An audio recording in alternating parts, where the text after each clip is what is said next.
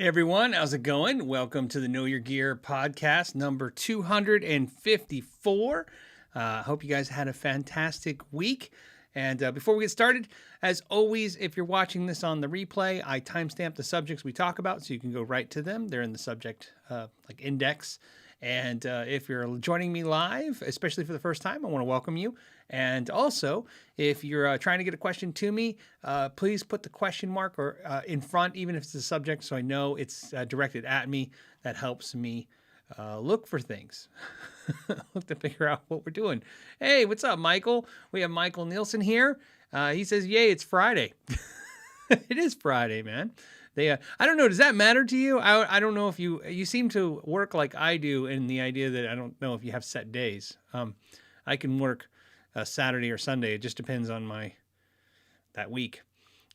Susan says, love the reviews this week's reviews. Thanks. I really appreciate that. There's some more coming as well, including one I'm really excited about, and I really can't, hold on, I gotta hit this button. See the button. I really can't talk about it, cause it's not ready to talk about, but it'll be this week. And so basically I'm going to hype it for you guys right now. This will be the most exciting review I've ever done on the channel this coming week. And there's two, I think, or three this week, but one, you'll know what it is when you see it. It's a guitar. Who could have guessed? It's a guitar. Actually, it's an AM radio with clock and cassette player. So anyways, welcome everybody that's joined. As always, I like to hit some of the questions first, the people that come a little early and join the show. And the first one came from Sean, who says, what do you see for the tube amp market long term? I was about to sell a couple tube amps, but I'm concerned about inflation and the lack of tubes going long term.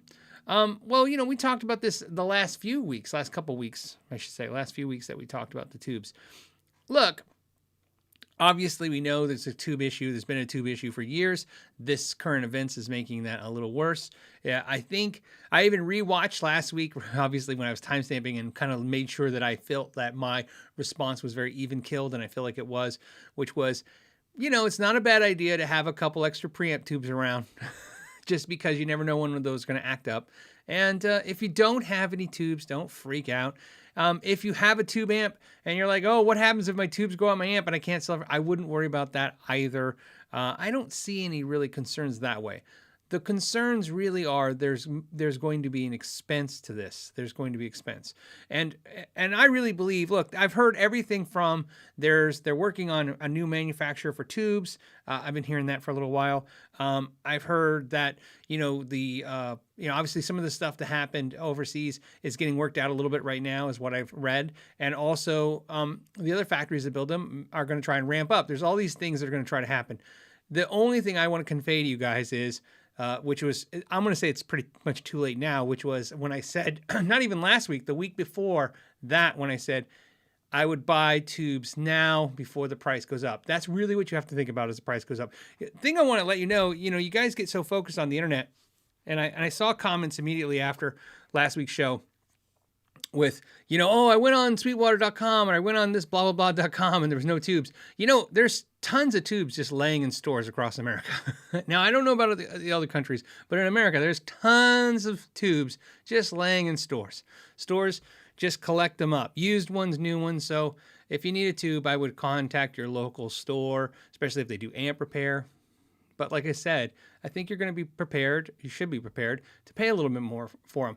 Don't go crazy, though. In other words, don't pay stupid prices for things if you don't have to, if you're not in a bad situation. And I would imagine you're not in a bad situation. So, and here's the good thing. Let's talk about the positives. If the tube amp or the tube shortage, I don't want to call it that, but let's say the tube constriction, right? I guess that's what I want to call it, because it's not like a restriction. It's just, anyways, is a problem, well, then they'll come up with something else.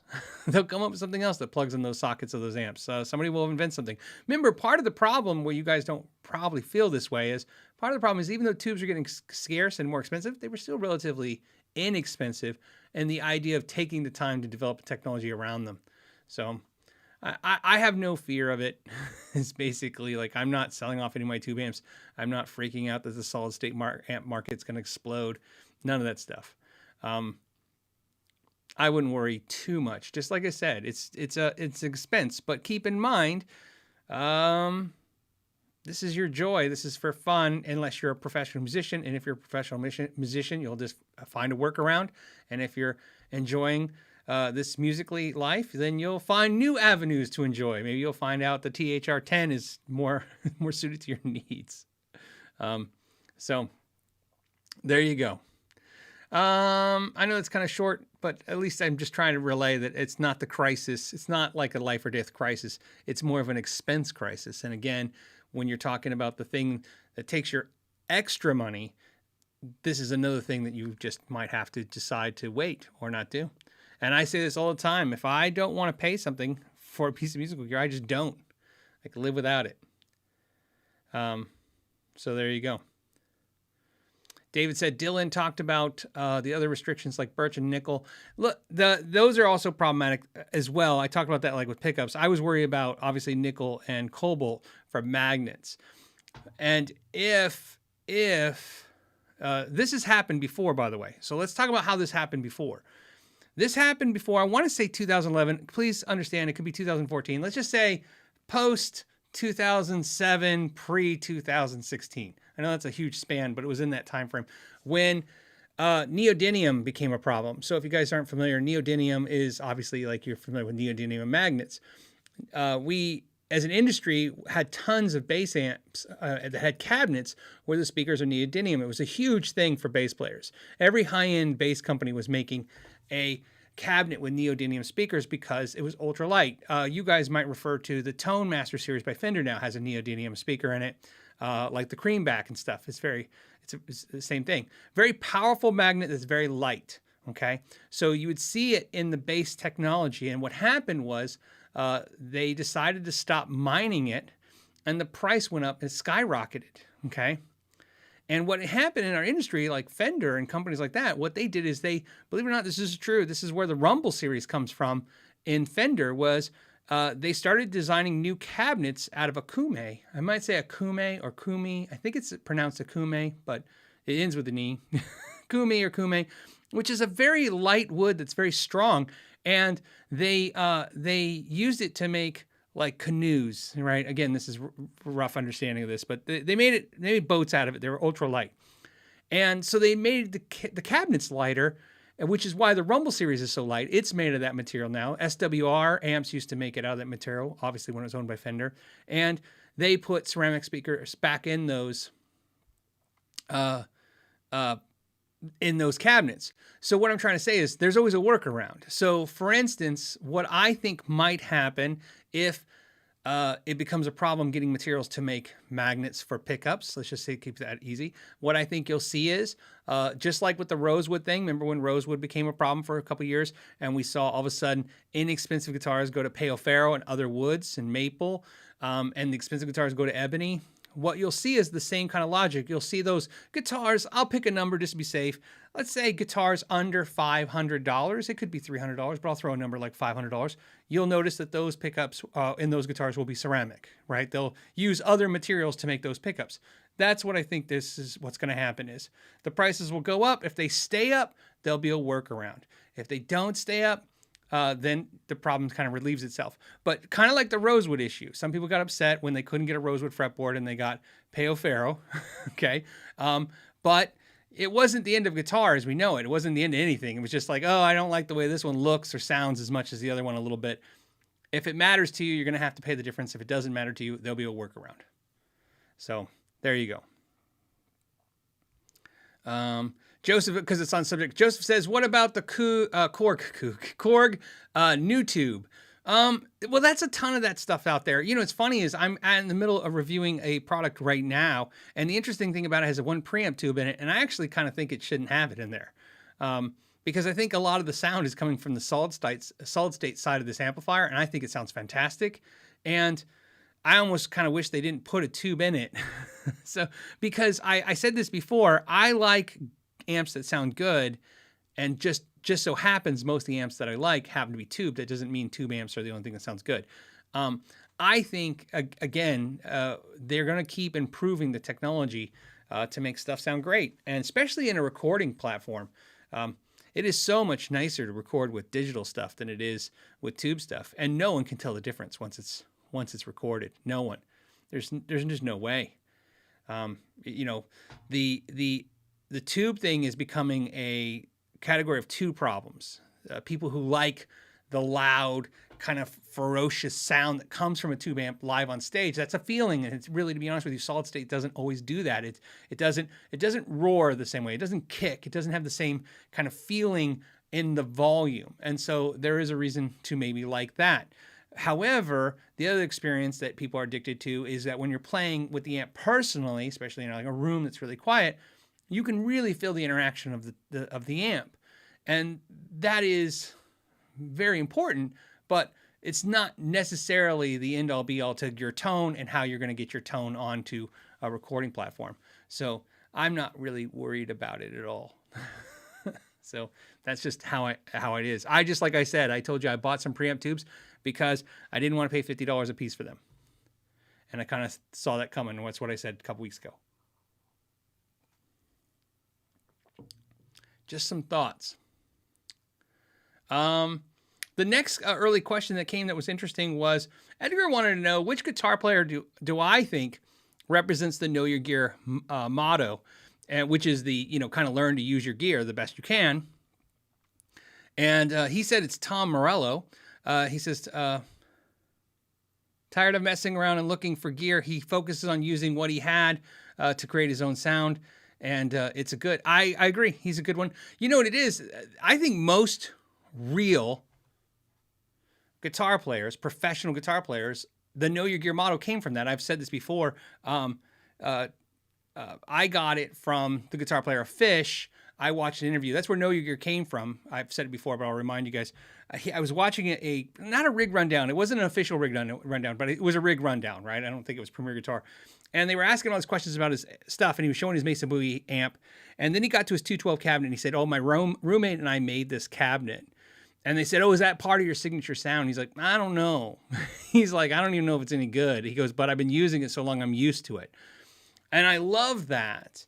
It was like, right, he just knows what that cabinet sounds like in every room. And that's a big thing. Like, I think that's a very big thing, to know what it's going to sound like, not just in the situation, every situation.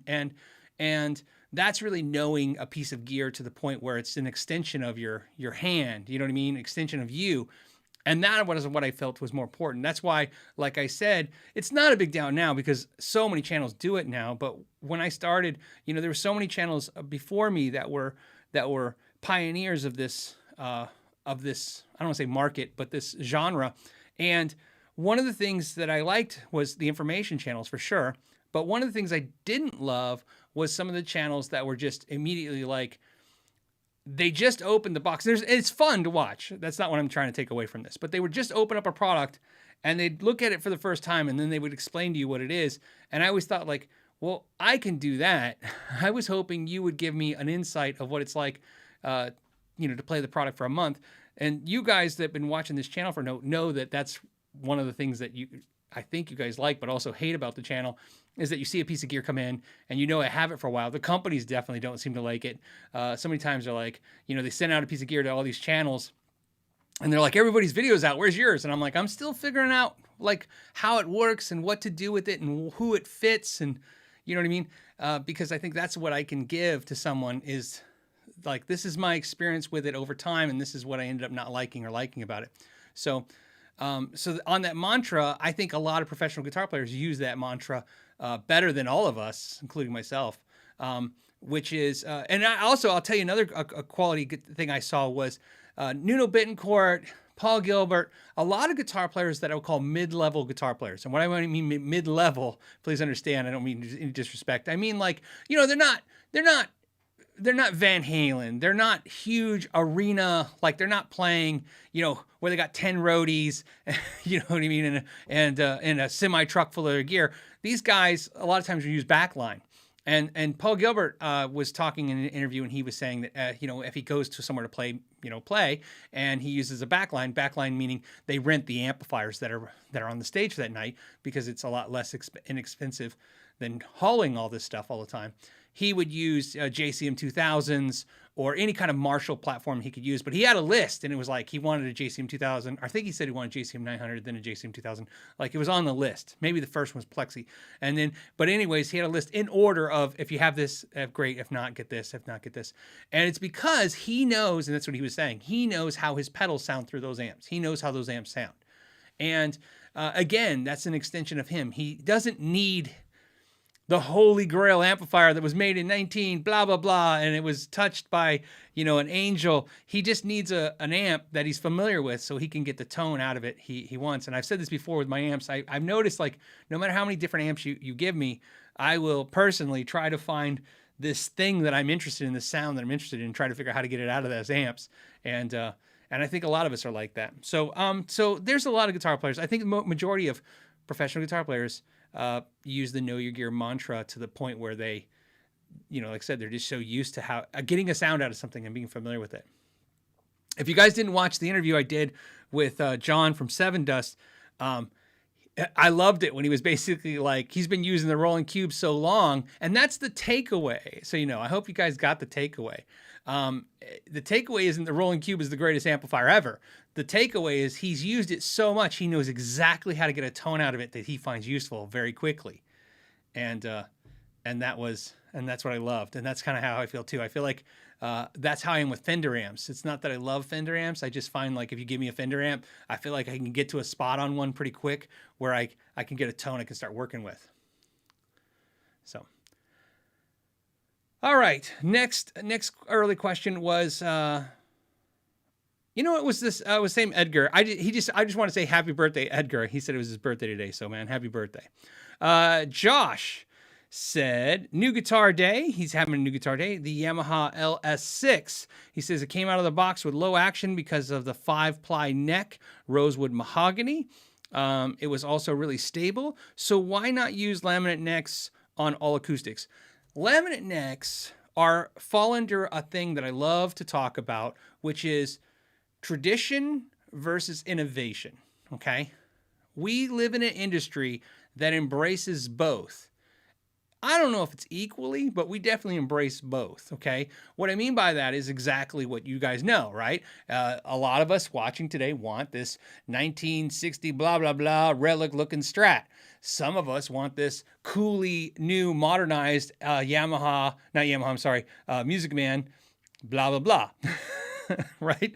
In other words, some of us want the modernization that they can do to guitars. Laminate necks are fantastic. Bassists have been using them for years, way before guitars, as readily often, and very stable, very cost effective to give you a much better guitar, by the way, at a lower price point.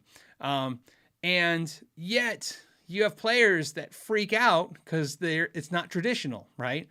They don't like the way it is. And I've come over the years to find that I actually am in love with traditional looks with modern applications. Okay. I absolutely love that. To me, if Fender was to make a 1960s Strat, but put the spindle truss rod in it and then make a little rosewood cap to go over it to hide it so you don't see it, that would be amazing. Okay. Kind of like when you go to an amusement park at like Disneyland or something and they have it's a facade, right? It made you feel that you're somewhere, but really, it's just stuff stuck on the side of a warehouse. That's what I love. I love it to give me traditional looks, but the real new stuff. Give me a biflex truss rod. Give me the, right? Give me the newer technology of making guitars, but I like to look traditional. And so that's why the acoustic players are probably worse than the electric guitar players in order of being resistant to new technology, being stuck in something. Most acoustic players love, tradition, right, over to the modernization of acoustics, to the point where that's why some of the best, most impressive acoustics I see are sometimes the inexpensive ones, because the traditionalist acoustic players really like old style acoustics, because there's nothing wrong with that. Like I said, we know the old stuff's great, but there is some problems with it. Like, for instance, I'm just picking on the Strat here. To adjust the truss rod on the Strat, you have to take the neck off. That's about as dumb as it gets. Okay, we now think of this to the left and the right of that guitar. I can make an adjustment to the truss rod with a toothpick, almost. Maybe that's exaggerating. A stick, a little metal stick. I don't need any tools. Okay, and that guitar I have to take the neck off. So, you know what I mean? It would be really nice if, like I said, if they would modernize and give tradition and maybe blend it. I really like that. And I think I'm seeing it more. Like I said, I've seen the guitar that I'm going to be, one of the guitars I'm reviewing next week or releasing the video is one of the most impressive guitars I've seen in years. That's a statement saying a lot. It's impressive because of that reason. A lot of thought put in this guitar. So much thought. I wish other companies would do it as well. So that's on that. But yeah, I'm glad you like your multi-laminate neck, Josh. I think it's a great idea. And I'd like to see it on more guitars as well. Jay Jones wants to know, happy Friday, everyone. He wants you to know that. He's okay. He wants to have you all have the happy Friday, I guess. He says, has anyone noticed a change in MXR pedals has made? Not sure or saying it will affect the quality, but it certainly don't feel like bulletproof like the older ones. So MXR pedals, whether you know this or not, they make them in the USA, but not all of them now. And more have gone overseas. I can't say for certainty on this, which, you know what I mean? So again, I'm going to give you a general idea of it, but I'm pretty sure it's really close. All of the digital pedals are made overseas. So if you have like a digital delay, any of the digital pedals they've been creating. The reason I say that is the first time I remember looking at an MXR pedal and not seeing any kind of like made in USA stamping or anything, nothing on the box. I remember I called MXR and I talked to them and they said, oh yeah, this is made overseas.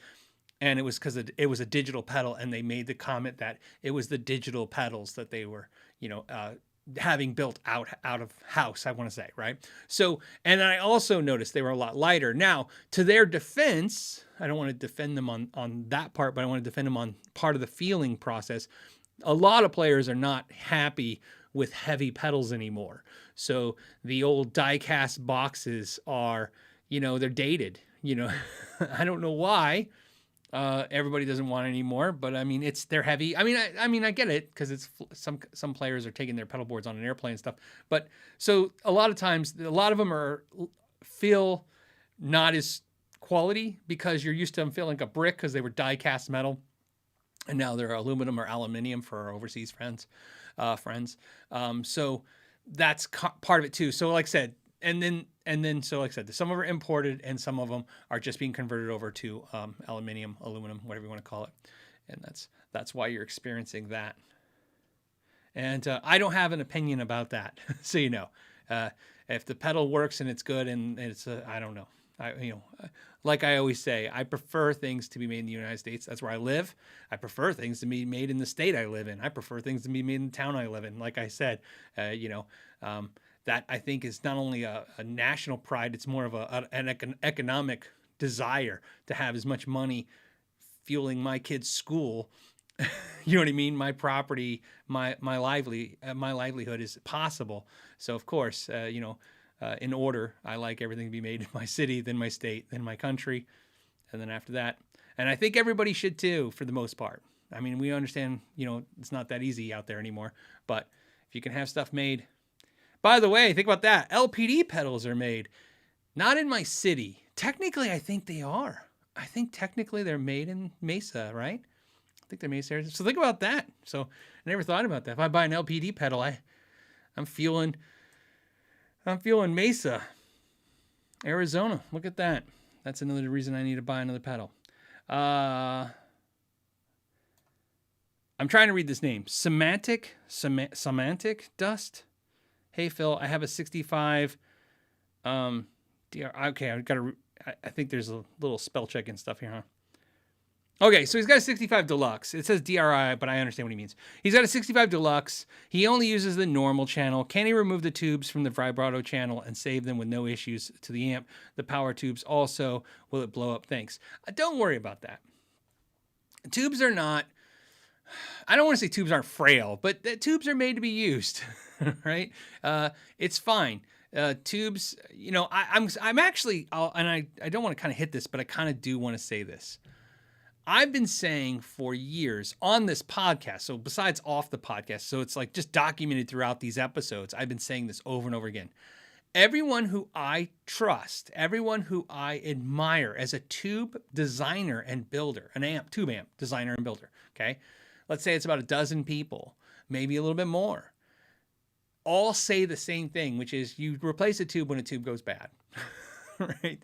I mean, besides, like I said, there are tube connoisseurs, people who are like, the Mullard is different than the Telefunken, and I understand all that stuff. But for the normal guitar players, and I say normal meaning you're not hyper into that thing of it, right? I'm kind of like, maybe this is going to be okay, because I think it's funny.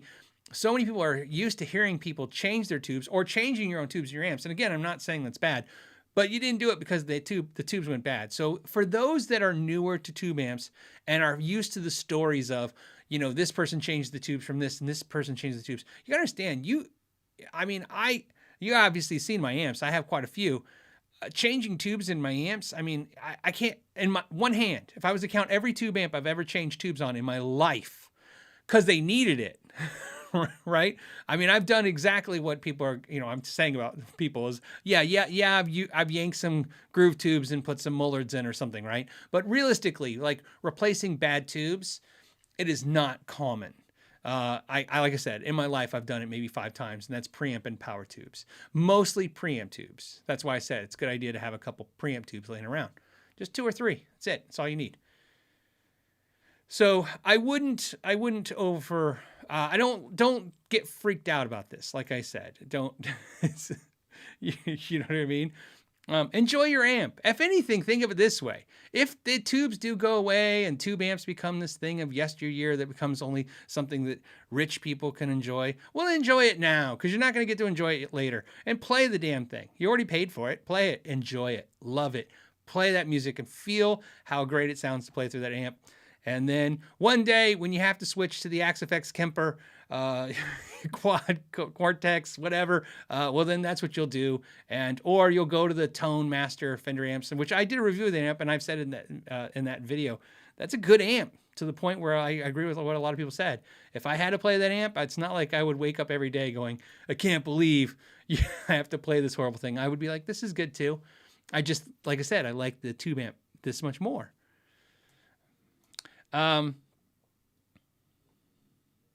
3J Music wants to know, hey, Phil, what do you think of the new Gibson Theodore? I seen that. In fact, I have a picture. Here it is. There it is. So if you guys didn't see, Gibson's debuting the Theodore, named after Ted McCarty, right? Because his name is Theodore. Obviously, Ted is short for Theodore. This is not the, I'm going to go toggle back and forth between the picture. This is not the first time this happened, by the way. When I visited G&L Guitars, and I want to say in 2018, I think it was October 2018. I think that's correct. It might have been October 2017. I'd have to look at the video. They had found, and they showed me, because they just had found it. They had found exactly what Gibson is saying. They found these drawings that Leo Fender did of this next G&L, which they made. They ended up making that guitar, and you can see the guitar. I think Anderton's was the first one to do a review of it. And the same thing, this idea that they found this old drawing from, obviously, Ted McCarty. If you don't know, he's like pretty much the guy who's behind the Gibson Les Paul, the SG, the V. I mean, he obviously he was a mentor, huge deal to Paul Smith, and that's why there's McCarty PRSs, because he helped design some of the PRSs as he mentored Paul. So here's where it's fun. I like this. I want to say this. I don't ever want to. My wife says, yuck somebody's yum. That's a Zay Frank, if you know that guy, term, which means, it's kind of no one, rain on somebody's parade. If people like it, you should like it. I like the idea that it's kind of exciting. I'm going to give you both sides of what my thoughts were, because I had both thoughts today when I saw it. And I don't know which one came first. Probably the negative, because like I said, my first thought is always to be negative. My first thought was probably like, I don't know if I dig it, and why, and kind of like I felt the same way I think a lot of us feel, where even a band you love, when they're like, we found a recording from 20 years ago, and you're like, well, why don't you just write some new music? You know what I mean? I mean, other than when they can't do it anymore because the artist has passed away. But you understand what I'm saying? This kind of feels like, oh, they've drudged up some old stuff and they're bringing it back out. That's my first reaction. Like I said, unfortunately, I am negative minded first. It goes by very quickly. And then it turns into, well, how cool is this that they found this, like, they've unearthed the guitar, right? It's like, oh, look, this thing, let's go back to it. It exists, this interesting guitar, right? So you guys are saying it's ugly. Of course, it's, I'm sure there's a reason why it didn't get made. Just like sometimes when they find those old songs from artists, there's a reason why I didn't make it on an album. But at this point, I think it's back earlier when I was talking about innovation versus tradition. This is tradition. This is for someone who's like, I don't know. I think when I see this guitar, what I picture is, besides the fact that I'm pretty sure Trogly will get one, is I think this is for the diehard Gibson fan that has all the Gibsons or you know what I mean, or is looking for that, that new different thing. So again, I don't want to yuck their yum. I'm sure I thought I saw somebody say it's $5,000. I was wondering if it was gonna be some crazy. It says, call me crazy. Michael says, call me crazy. You're crazy, Michael. Says, but $5,000 for a limited run of 318 isn't that bad. Oh, so he's like kind of pro for it. I will tell you this, and I've said this again over and over again when it comes to limited edition runs. Limited edition runs, in my mind and my experience, are custom shop. Unless they went crazy with it. And they do sometimes go crazy with it. But even then, it just means it takes longer for that to attrition out to where it makes sense. What I mean by that is, you pay a lot of money to have a guitar that's custom shop. That means, less people have it, right? More people have the production one than the custom shop one. When they do a limited run one, like I said, 318 sounds like a lot. It's not. I agree with him. It's not a lot. That's a lot of money. I'm not your customer for that, by the way. I'm not going to do it. Okay. But, I have seen it so many damn times, it drives me nuts that I have friends that buy stuff like that and then literally flip it for money. I mean, like I said, I like to point out many times, I've seen it so many times. It's because there's always a collector out there. There's always somebody out there, that has money. Let's face it. There's people out there and they have money. They're going to spend it on stuff. $25,000 watch. You know what I mean? If you're going to buy a $25,000 watch, what's a $5,000 guitar? I guess, right? I mean, that would be the attitude. So, or maybe somebody just falls in love with it. But, so to answer your question, what do I think? I think, again, everything I just said sums it up. So, like I said, it's interesting. It's an interesting thing. I don't know if they needed to even make it. I just think it was cool that they kind of released it. Think about it that way. If they didn't make it and they just released that, we found this kind of like vault, from the vault, as they said, like, hey, here's some drawings from Ted McCarty and, on a guitar that never got made. That's a cool story just to talk about. And we don't have to buy it, so we don't have to be pissed about it. If you don't want it, don't buy it. The sad thing is even if you want to make fun about the fact that I would never buy that, I'm sure it's not even easy to come by. So, interesting. But there you go. And like I said, when everybody does buy their collections, I've pointed out this many times, my collection is definitely about what I'm interested in. So it's never about flipping guitars to make money. I obviously had a guitar store. Part of the guitar store business was doing that. I didn't mind that part of that world, but it wasn't what I wanted to get into. I like this. I love doing this, what we're doing. So I opened a guitar store so I could talk to people all day about guitars. That's exactly why I opened a guitar store. There was no other thought put into it other than that. I wonder if, like I said, I was wrong, and I've said that before, just like a guy who's into sports or a gal who opens a sports bar saying, hey, if I open a sports bar, I'll get to talk sports all day. No, you'll be trying to stop drunks from driving, and you'll be dealing with liquor license issues and all kinds of stuff. You'll be dealing with the business, and sports will just be part of it. That's how the guitar store for me was. It was very great, but of course, it was a business, and then we got to talk guitars. So what I mean by that is now that I don't have a store, I have no desire to buy and flip guitars at all. So It's not my thing. The only time I even engage in that is because, like I said, I'm trying, trade up or do something interesting. You know what I mean? Find something interesting. But there you go. You know what's interesting though about that is, let me go back to that, is Gibson, the Theodore. What would be really interesting is to see if somebody like Eastwood or Harley Benton makes a copy of it. That would be interesting. I don't know why. Why not? Okay. Rolo says, if you don't mind me asking, oh, what a great way to start a question. If you don't mind me asking, how much do you weigh? No. What did you get? Why did you get out of the business? Well, what I did was, this is exactly what I did. In 2017, I went to the 2017 NAMM show. I started doing YouTube. This is, in fact, Casino Guitars, if you guys, when we talked about them, Casino Guitars is now, I think now, or has now experienced what I experienced at my store with YouTube. Okay. And so, and again, I've told you guys, I pride myself on being very upfront and honest, but remember, you got to understand, sometimes time has to go by for your emotional state to change to where you're okay with talking about things. So I'm more okay with talking about things than I was maybe a couple years ago. Because again, I'm not out here to hurt anyone's feelings. And sometimes, you will hurt people's feelings when you talk about like the choices you made, because maybe they were part of that reasoning. So what happened was I started making YouTube videos. It had nothing to do with my store. My store had a YouTube channel. Ralph was on it for a while. And we would make YouTube videos the same way every store made YouTube videos. Hey, welcome to our store. And this is our guitar, whatever we did thing. And so we had the store, and then I started feeling, after about, I want to say 10 years in the decade point of the store was doing well. So it was successful. And I felt not fulfilled. And so what I did is I started making YouTube videos. Why? Because I was watching channels like Scott Grove. I was watching the Tone King. I was watching Chapman. Will's Easy Guitar. I'm trying to think who else. I mean, those are the channels that I was watching then. Maybe Hitting Polly, because I was starting to watch some of his stuff. But I'd watch these channels, and there was things I loved about the channels, okay?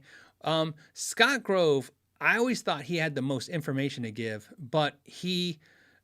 his videos were long, so it was like 40 minutes sometimes to get the information. And also, it's his personality. He's a little rough. Not that I mind that. I just was thinking one day, like, wouldn't it be interesting if somebody like gave information out, but was more like a Boy Scout? I didn't really think like that way, but that's probably where the, why I wasn't cursing in the videos and all that stuff. I was like, what if people who gave, because it seemed like all the channels got really easily into two categories. There was the channels that I thought gave great information, but they were a little harsh sometimes, you know what I mean? Because again, it's their personality and they shouldn't have to change that. And then the channels that I thought were happy-go-lucky, like the Andersons guys, there wasn't a whole lot of information there. And again, I love the Andersons guys. Please keep in mind, these are the channels that I admired, which is what made me make a channel. And I didn't make a channel to be a YouTube person. I just started, like I said, I had a friend ask me questions. He was like, hey, I started putting them on Facebook. He was like, hey, could you put these videos on YouTube, because he couldn't download them off Facebook. So I started moving them on YouTube. And so why this is important is I started making videos. It was for me. Didn't take long. Okay. Not at all. Because people don't realize that my channel like took off like crazy fast. It didn't, I think it was a year. And I mean, from when I really started making videos, it was like a year and I had 100,000 subs. Like it went by like a minute. And because I got lucky, you know what I mean? I hit a couple videos out of the park kind of thing, right? But really what happened that was interesting was it took no time for the companies to start really being a pain in the ass. Like that was just a harsh pressure of the business. And I've talked about this in videos. I've talked about it in podcasts. I have whole videos about how exactly what kind of casino guitars we're talking about. Here I am on it. In my view, I'm not saying I was right. I'm just giving you my, the scenario. I was giving honest opinions of me personally. I understand I'm one of the owners of a music store, but I'm like, just because you own part of something doesn't mean everything you do, you know what I mean? You're allowed to have a life outside of your business. And I was talking about guitars and I was talking about brands. And so, companies got so many. One of my favorite things I ever did was I reviewed, one of my first reviews was some Mesa Boogie gear because I really like Mesa Boogie. I didn't carry Mesa Boogie. I bought my Mesa Boogie from a music store called The Music Store, owned by a guy named Jean-Paul and Tempe. I think it's Tempe. It might be Mesa, Arizona, because it's on there off the freeway. And so I reviewed them and did them. And I had a rep lose their mind. He was like, why are you reviewing? You don't even carry them. And I'm like, yeah, but I like them. I bought them. And he was like, I don't understand. Why aren't you reviewing the brands? What got him fired up was the views. It got like 10,000 views or something. I don't know, something like that. And so all he could see, I guess, was dollar signs of what he was losing out on for me not promoting, whatever product I was carrying. And not that that's a big deal.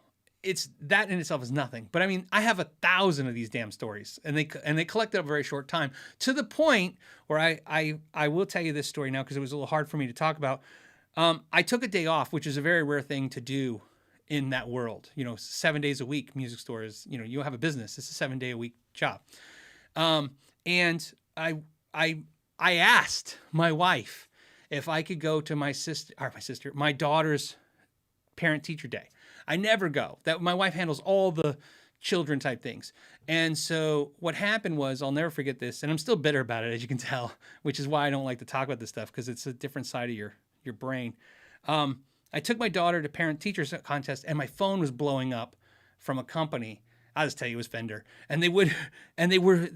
So what happened was, obviously I was freaking out because I'm like, what's going on? Why do they keep, like anybody, you're talking to your kid's teacher, your phone's ringing, you turn it off, it rings again. You're like, what is going on? And so I ended the conference. I refused to stop. I went in the hallway and I called them back and I go, what's going on? And they wanted to yell at me, not literally yell at me, but they wanted to scold me about a video I made. And so I lost it and I started screaming at my poor daughter's school. Remember, my daughter was young at the time. She was like 7. And I'm screaming in the hallway of her school like a crazy person. No one saw me, thank God. How effing I was cursing. How effing dare you call me? I'm at my daughter's parent-teacher conference and you're calling me about a video I made? Are you freaking crazy? And I'm like, what do you want me to do? And they're like, we want you to take it down. I'm like, are you crazy? I was so mad. Yeah, flip. Somebody says, I remember the story. Yeah, I was really mad about it. And so that's not why, by the way, that's all happened. What ended up happening was I started seeing that there's no path that I could find that was, I could live this YouTube deal and have the store and not have them somehow combined. And so I was dealing with that. And then really all came to fruition was I had to make a decision. In 2017, I went to the NAMM show and I told my wife and Ralph, because he was the other partner, I said, the store, I said, I'm going to go to the NAMM show. When I come back, I'm never making YouTube videos again, or I'm never working in the store again. And they said, okay, because they kind of knew what was going on. So, that I was getting this pressure. Plus, people were having confusion with the YouTube / store. That's what I mean. Like I say, when I try to say, when I don't hurt anybody's feelings, I had so many viewers coming in the store and they wanted to hang out and talk to me, which is great.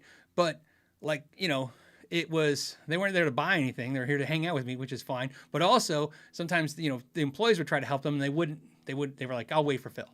And they're like, well, he's kind of busy. And they're like, well, we'll wait for him. And so again, that's not great for your business. And when I went to the NAMM show, what really happened was, I came back from the NAMM show. And what I decided in 2017 was no one really understood YouTube. That's what I took from our industry. No one really knew what it was. I would talk to companies about YouTube and, I think at that time, I don't know, I had probably 60,000 subs, something like that, maybe more. And now if you have a channel with 60,000 subs, you go to the NAMM show, a company will recognize you. At 60,000 subs, the companies didn't even know I was on YouTube. I'm walking around the NAMM show. Everybody like you guys are coming up and high-fiving me. We're talking. And I go to the companies and they're like, you do YouTube now? I'm like, yeah, I'm doing it too. And they're like, they didn't even know. And so long story short, I said, I'm not going to do the store anymore. So I told Shauna and Ralph, I'm not coming back to the store. And my wife was like, okay, well, immediately let's stop that. So in other words, like, don't do the store. So I didn't do the store. So what happened was the lease for the store came up, I want to say 6 months. Again, this is all timeline. 6 months after I didn't go to the store anymore. So I wasn't in the store anymore. They were kind of sick of like every day people are like, is Phil here? Like, no, he doesn't come in anymore. And then they decided, Shauna and Ralph decided they didn't want to renew the lease for the store so we'd been open for 13 years at that point. So that's why I did that. Also, you have to understand too, I like a lot of people that are I want to say entrepreneurial. I don't want to give myself that much credit, but I have other endeavors that I'm into. I have other businesses. So, and I've had them when I had the store too. So it's always been a little bit of burning the candle at both ends kind of deal. So there you go. That's the story. And so, like I said, and I don't know if that's right for everybody, but I felt like, and I do feel like for most channels, you either have to make YouTube part of your life, or that's it. That's your options. So, like for instance, if you have a store, you just might as well do the videos in the store and be the store. And if you don't, so. And I don't miss it because I get to hang out with you guys every Friday. In fact, so you guys know, I know a lot of you, there's 1,000 of you here. I know probably 100 of you, and I'm not exaggerating, maybe 150 are actually my friends from the store that came for years that just, because I get to hang out with them and we go have beer and wings sometime, and they're like, yeah, watching Friday's show. It's like being at the store. And then they'll tell me how they miss just the fact that we did this every day. Yeah, Zim said I would just go in to hang. Well, that's how it was. It was great. YouTube, what it did is it didn't make that, it expanded that. People would just come in to hang out. We would never mind because, you did well as a business. But man, when it got more people, it got a little tricky. And like I said, I told you guys this before. You either have to figure out how to monetize all that energy or do something else with it. And I decided to do something else with it. Evan says, don't piss Phil off. Well, look. I wasn't pissed. I always say this to my kids and my wife. When you get really mad, it's never because you're really mad. It's because you're upset. I don't know if that's the right way to say it. I was not mad at Fender. I was upset that this moment when my daughter got ruined. And it just so happened Fender was the one doing it. And when I say Fender, I want to be very clear. A person at Fender who's no longer there at Fender. So, and I had no response with that. He left on his own accord. But yeah, that was, like I said, it's always people. Okay, we talked again way too much YouTube-y stuff. Let's get back into guitars. So that's all about the Theodore, I guess. Octopus ears. You know what, octopus ears? I'm going to come back to your question because the answer to your question is going to be a little long. And so I want to hit some faster comment questions. This one came from Bob. Bob says, hey, Phil, what does he want to know? Do you have any favorite Kemper profiles besides your own amps? I don't. I really want to, especially since I know people like Michael Nielsen who has amazing profiles, and I probably should work on him and say, hey, how do I do that? But you know what it is? Like I told you, it's kind of like the Know Your Gear thing. I know what sound I'm looking for, and I have like 3 tones in my Kemper unit.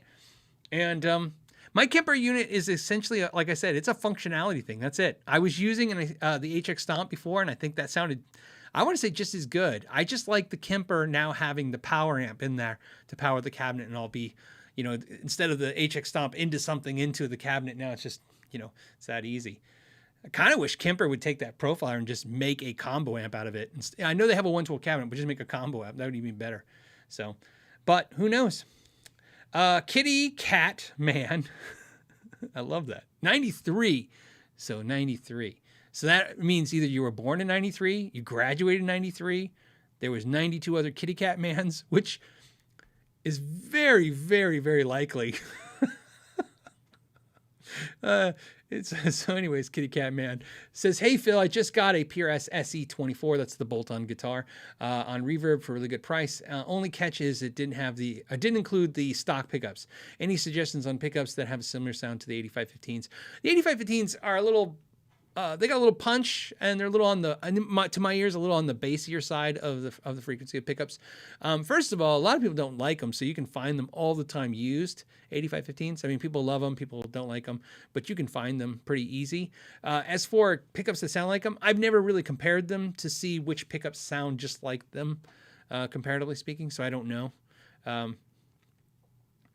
usually anytime I'm asked the question about those, it's what do you get? I don't like the way these sound. How do I get a different sound? So I've never really figured out how to get the sound. But I would say you really need to look for used 8515s. They're out there. Think about this. The person that sold you that guitar took them out. They don't have them, which means, again, they sold them too. So there's always someone yanking their 8515s out and selling them.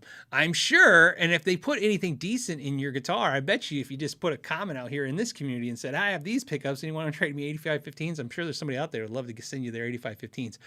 For the record, Kitty Cat Man, I like the 8515s just fine.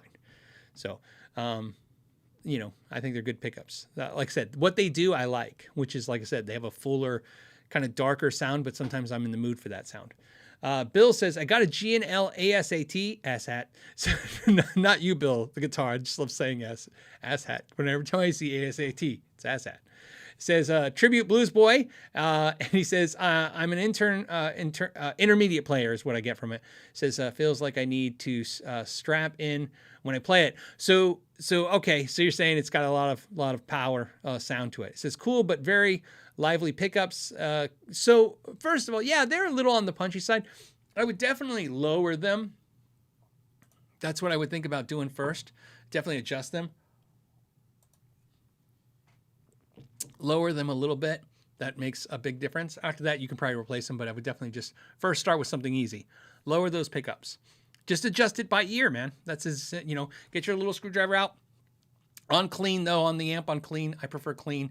Clean on the amp, strum the chord, strum something, play a little bit, lower it a little bit, play a little bit, lower it a little bit. You'll notice at some point it'll hit a sweet tone that you maybe like. Or if you go, I'm not liking it, like it doesn't matter. At some point it'll go, it's too far away. It sounds hollow. It's thin. There's no volume because the pickup's too far away. Then you have to start going the other way. And again, just find the spot. And if you don't find a spot you like, well, then you need to swap the pickups. But at least you'll find something a little closer to your liking. By the way, Vim69, thank you so much for the super chat, man. I appreciate that. Tom says, my PRS S2 has a cat piss smelly fretboard. Help. That is very strange. I always find, and it's not just the PRS guitars, but I find that the Paul Reed Smith S2s and cores sometimes smell like fish. They have a fishy smell sometimes to them. And it has nothing to do with the nitrocellulose lacquer now or the polyurethane. I always thought is it just because they're on an island? Because PRS guitars are made on an island in Maryland. I'm like, maybe it's the sea air in there. I don't know. I would just clean the fretboard, especially think about this. You can use lemon oil. I would imagine the lemon oil would help. I mean, I hate to think it's an actual cat pissed on your fretboard, but I would imagine, the good news, Tom, is I would imagine if a cat pissed on your fretboard, your frets will look really bad because cat piss is very acidic and destructive, right? I don't know much about it, but I know this. When I maybe was 18 or 19, a cat pissed on my speaker cabinet and it literally ate the paint off the, not literally, but you get the idea. You could just kill the grill, right? Grumpy My Guitar, what's up, buddy? He says, in 30 or 40 years, do I think any of these budget guitars like Glary, etc. will develop in the vintage market? Well, the saying, never say never. I mean, I would have never thought that the Sears and Montgomery Ward guitars would be collectible. I mean, they were junk. That was junk. Think about how embarrassed people were to own those guitars. I got a Sears guitar. Now they're like, oh, it's great. I got one when I was 12, right? I don't think we should ever underestimate the romanticizing of your youth, right? I think so. Again, I can't say for sure, but your first guitar is a Glary, your first guitar is an your first guitar is a Harley Benton. Will that matter to somebody when they're in their 40s? That was their thing. I'm sure. Why not? Like I said, think of this. I have a guitar from when I was a teenager. I have that Dana Scoop. I have no idea why now. And I've even recently said in a podcast, it'd be the one guitar I would never get rid of. What I said was, is the guitar I never use and I wouldn't get rid of it. Because of that reason, it's a memory. So I think so. Will they be highly collectible? I don't know. I just don't know. But I've seen crazier. We live in a market now where pedals are $1,000. I like to make fun of the Klon, but I'm just making fun of the King of Tone. The Timmys now are like $400 or $500. You know what's funny about that is? What's funny about that is it's a duplicatable technology. Like Lawrence Petros was in the chat earlier. I don't know if he's still here, but I know for a fact, okay, like money on the table, Lawrence could clone any of the pedals that are $1,000 to $5,000. Like I know for a fact. Okay. Even if he went, oh, that's a capacitor from 1965 and they only made 3 and then in Japan on a Thursday. I bet you he was smart enough. He's smart enough that he could find you the thing that gets you so close. And so, like I said, I know, like I said, it's crazy to me. I get when things are hard to duplicate, right? Like, here's why I say this. What people sometimes don't realize is the expense to replicate things, a lot of times, is in the tooling process.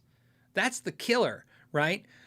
Getting somebody, like I said, getting somebody to make all the tooling you need to make this thing that has an expense, just like any other product.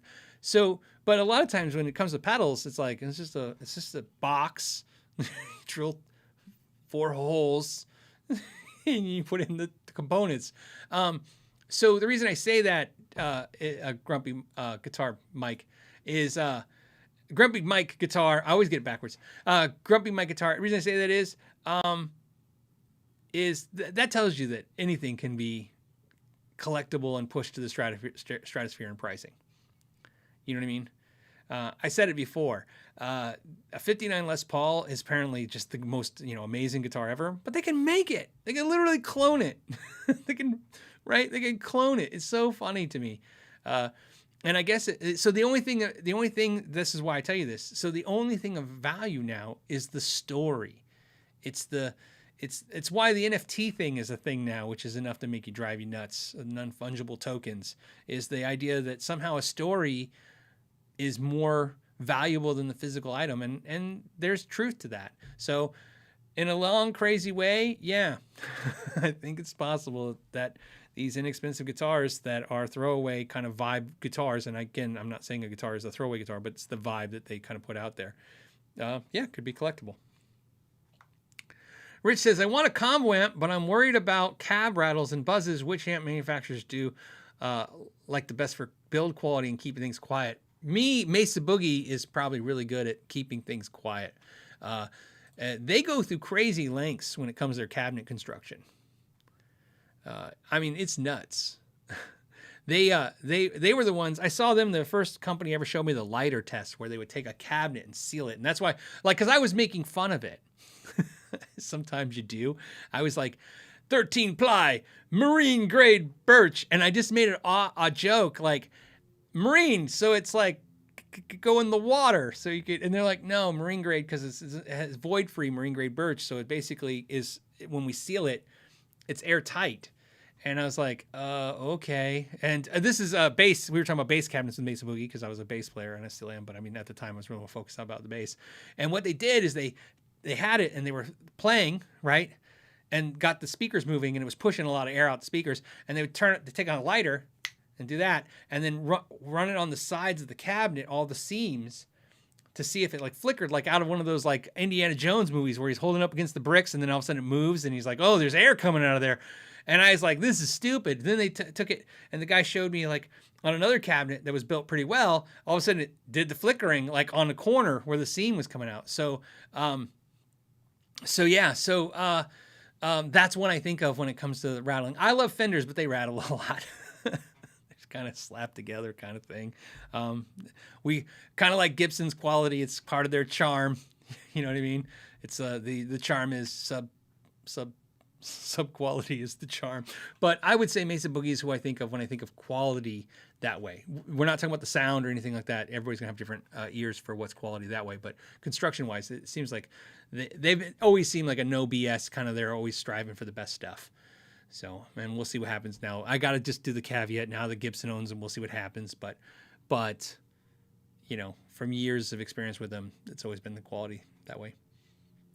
Matt said, happy Friday. Happy Friday, Matt. Paul wants us to know thoughts on the Boss Katana 210 210. And, you know, Boss Katana made it 210 with Class AB to make it enough 160 watts and allow me to replace my Ampeg micro watts. What do you think? I didn't know. Are we talking about the 212? The 212, not the 210? I didn't know they had a 210. Is that new? What I can tell you with all the Boss Katana amps is unless you're playing in a super loud, crazy rock thing. Oh, wait. I think...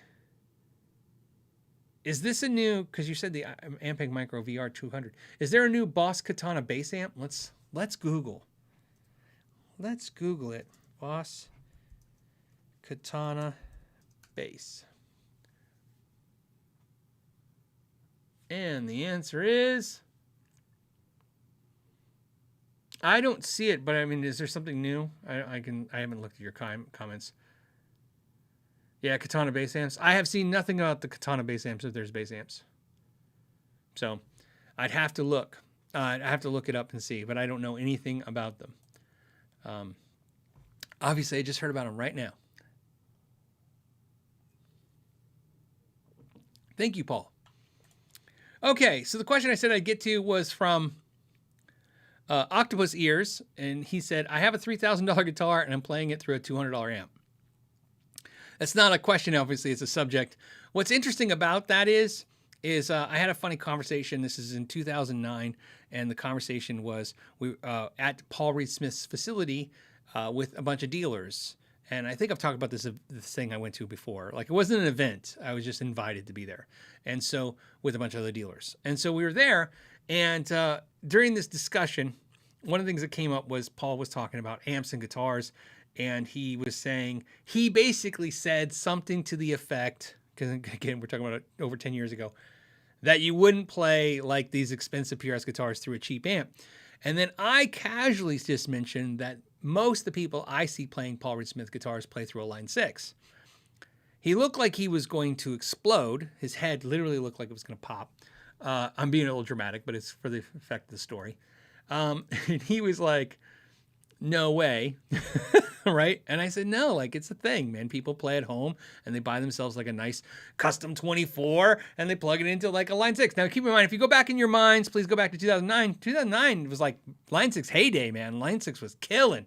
In 2007, 8, 9, that's when the Spider amps took off and like everyone was playing a Spider amp or the pods and all that stuff. And Line 6, remember, had the Alchemist out and the DT25 and the DT50 series. I mean, they were just killing. And, I mean, heck, my Marshall rep left Marshall to become a Line 6 rep because, you know, obviously he wanted to make money and everybody was selling so much damn Line 6. And so Paul, I think we broke for lunch and he said something casually, like he's going to ask his friend that knows things, some guy in the industry that he trusts. And he came back, and after the lunch, we were talking, and he basically said, he goes, you know, I talked to whoever this guy was, and he goes, he said, yeah. That apparently, like, guys are buying $3,000 guitars and putting them through like $200 Line 6 amps. And I said, well, yeah. He's like, that makes no sense. And I said, I think it makes total sense. I'm like, I don't. I said, no, it totally makes sense. I go, you just want a nice guitar and you're playing through a little practice amp, and what's wrong with that? And so that's what made me think of, by the way, Octopus Ears, when you said you have a $3,000 guitar through a $200 amp. I wouldn't find that weird at all. I wouldn't find it weird if somebody had a $5,000 Gibson R9 and they played it into a Yamaha THR10. I don't find that strange at all. Not even the least. Because I think the guitar is about the physical experience of holding it, touching it, interacting it with it. Again, it's more than just sometimes how it plays and how good it is and whatever. The next question, I think, comes from Wargasm, but it's two parts. So I'm going to do them out of order because this one, just because he says he's looking at the Blackstar HT5RH 5 watt. It's a lot of stuff. So Blackstar's HT5 watt head, right? Because H stands for head. And he says the layout looks identical to the Bugera G5 amp, but Blackstar isn't linked to Behringer, is it? Or Bugera, right? Which is Behringer Bugera. They are not. Blackstar is totally independent and different than Bugera. If you look at Bugera amps, which are owned by Behringer, they make a few amps. Obviously, they make a 5150 clone amp. They make the clone of that Blackstar amp, and they make a clone of I think it's the Hot Rod Deluxe, right? The Fender Hot Rod Deluxe. They do a Fender amp. So that's what Behringer Bugera does is they clone things, right? They reverse engineer it. That's how it started with the mixers. Remember, I don't want to say started, but when I was aware of them first was when they were doing the mini mixers, and they were, because going back to my time starting music, when I started playing music in bands, the big thing that hit the scene for bands at the time was Mackie. Like, which were actually made in the USA, which is crazy to think of now. But it was mixers made, and they were expensive, you know what I mean? But you could get like a little Mackie mixer, and it was like legit. And so you'd all pull in your money and get this Mackie mixer. And so then all of a sudden there was Behringer mixers, and they were like a fraction. The Mackie was $600 for a mini mixer, and the Behringer was $200. You know what I mean? It was crazy. They copied Mackie so bad that, Mackie sued Behringer. And what I remember most about that was one of the things that Mackie did inside their mixers was in the circuit board, they printed their little Running Man. I don't know if you guys remember, Mackie had a little Running Man dude, like a stick figure.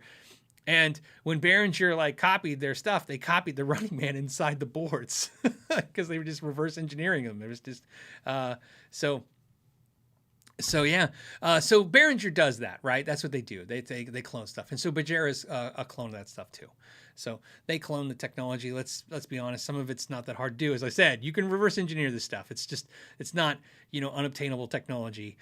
So no, the good news is this: the Bugera Behringer is not connected to Blackstar, and the reason they're alike is because they're a clone of that exact amp. I don't get that one, so I've never understood that one. I get the other amps they cloned. I never understood why they cloned the Blackstar, because it's a kind of affordable amp to begin with. But maybe it wasn't affordable enough. The other part of his question was, Phil, I think he's asking me this, but he's probably asking everybody, a $500 guitar through a $1,000 amp or a $1,000 guitar through a $500 amp, which is better? It's easy, and this is not a cop-out, so I'll give you the answer, and then I'll give you some backs on it, because otherwise it's going to sound like I'm doing a cop-out. What's better is which one scenario fits your needs. Like if I was gigging, you know what I mean? And I literally was gigging literally gigging like a working gigging person. Like every Friday I'm at, instead of here, I'm at Bob's Saloon and all you can eat buffet. If I was doing that I would probably have a cheaper guitar and a more expensive amp, because I need the amp to be reliable, I need to be loud, and I would put the money into the amp to make sure the amp was quality. Now I don't even need a $1,000 amp to do that. I think you can get a Hot Rod Deluxe and literally fill the needs of that, no problem. But that would be the logic I would use. I'd spend less on the guitar and more on the amp. At home, exactly what I said earlier. I would buy a nicer guitar and buy just a nice THR-10 or a Spark or a Katana or, a little Fender Blues Junior, whatever it is.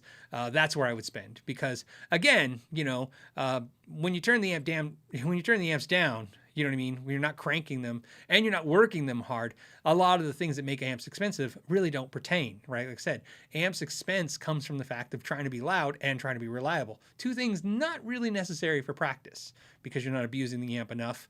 And, if you've never, like I said, there's 1,100 of you here. Some of you, I'm sure, have never gigged ever. If you've ever gigged once, it's probably twice as better, but once, you'll understand what I'm saying. When I say reliably, I understand people sometimes, the first time you make a mistake of letting your, I don't want to say drummer, that sounds pretty messed up, right? The first time you make the mistake of letting your drummer help you carry something. No, the first time you let somebody carry your amp and then throw it in the back of your truck, right? Let's just say sometimes things get abused. Let's just say that. Things get abused. Oh my God. That's an honest reaction to what I just read. Alex A said, Blues Juniors, that can't be right. Blues Juniors are $800 now. LOL. Okay, I gotta look. There's just no way. I'm about to have I told you, with the inflation, every time I see anything, I literally have this reaction. This one you just saw. Like, what? I think I have a handle on how things have gone. Oh, crap. He's not wrong.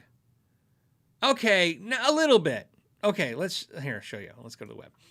A little bit. I mean, here's a basic Blue Jay, $750. But what's $50 between friends at this point? $800. $800. I'm probably peeking the mic. I just cannot get my head around that. What is a Hot Rod Deluxe? It's got a. Is it Deluxe something? There you go. $1,000. Man, I thought the gas pump was enough to make you nuts. That's nuts. I guess. Wow. Well, this Line 6 Catalyst thing looks cooler now. I've been playing it all week. Man, wow. Woo. Yeah, a lot of you guys. I'm sorry. I feel bad that I feel like I promise I'll do something because I feel like I ruined everybody's day. I just had a. Woo. Thank God I got a strong heart. That would be a wacky thing. $1,000 for. I mean, I guess. Yeah, that's bonkers. Obviously, yeah, that's my. Whew. All right, get them used, guys, before it's too late. You can still find them pretty good used. I know I haven't seen them crazy prices used yet. I don't know. Okay, let's go back to some questions because I need to not think about that. we need to not think about that. That's exactly what that. We need to think about the fact that we not need to think about that. Randy wants to know if I've checked out the Schecter Diamond Series Apocalypse PT guitars. I picked one up for $700. Hell of a deal, if you ask me. I'm a huge fan of Schecter. I think Schecter is it's gone up so much over the years. Even pre-inflation, it was pretty heavy, but it's always been good product for a good deal. I feel like Schecter is one of those brands. Like if you send somebody to the store to get a Schecter, there's a 9 out of 10 chance to have a great experience. It's overall good product for the money. So I definitely see what you're saying, and I agree with it. Daniel says, happy new guitar day to me. Now, he means him, not me. He says, I've been looking for a BC Rich Ignator Supreme for 15 years, and I finally found one and bought one. Woohoo! That's a great feeling. I have had that feeling too. Guitars that you're just waiting forever and ever and ever to finally get one. So it's really cool.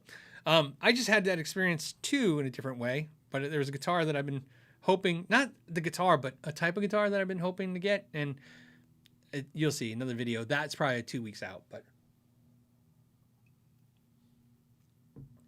because I haven't even started it.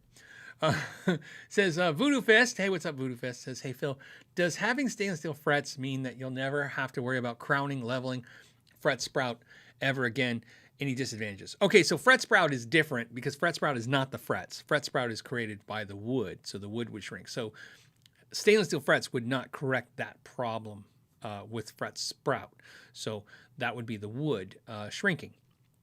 So taking that out of the equation, leveling and crowning. Well, leveling, obviously you have to crown after you level. Leveling also could be a problem if the fret's to lift and you have to tap them back in or do something like that. So again, the quality of the wood that the fret is pressed into is equally important as the fret itself. Now, when we talk about wearing the frets, you can wear out stainless steel frets. I have never done it. That doesn't mean anything. I'm only one tech over the years that have done, I've seen thousands of guitars. So I'm just giving you what would be anecdotal evidence. Like, okay, out of thousands of guitars I've worked on, which by the way, of that, probably 5% were stainless steel frets. I didn't see any worn frets. You just don't see them. Okay. I know this before stainless steel frets became a thing with the manufacturers, it was a thing with repair guys as to like stop the guys that would come. Because I had a guy, his name's Chucky Baby, and he would wear out his frets all the time. So he was a perfect candidate for something like this. He didn't necessarily do that, have to go to stainless steel, but he would wear out his guitars, frets. There are guys that just gig so much, they just wear the frets out of their guitars in a year. Right?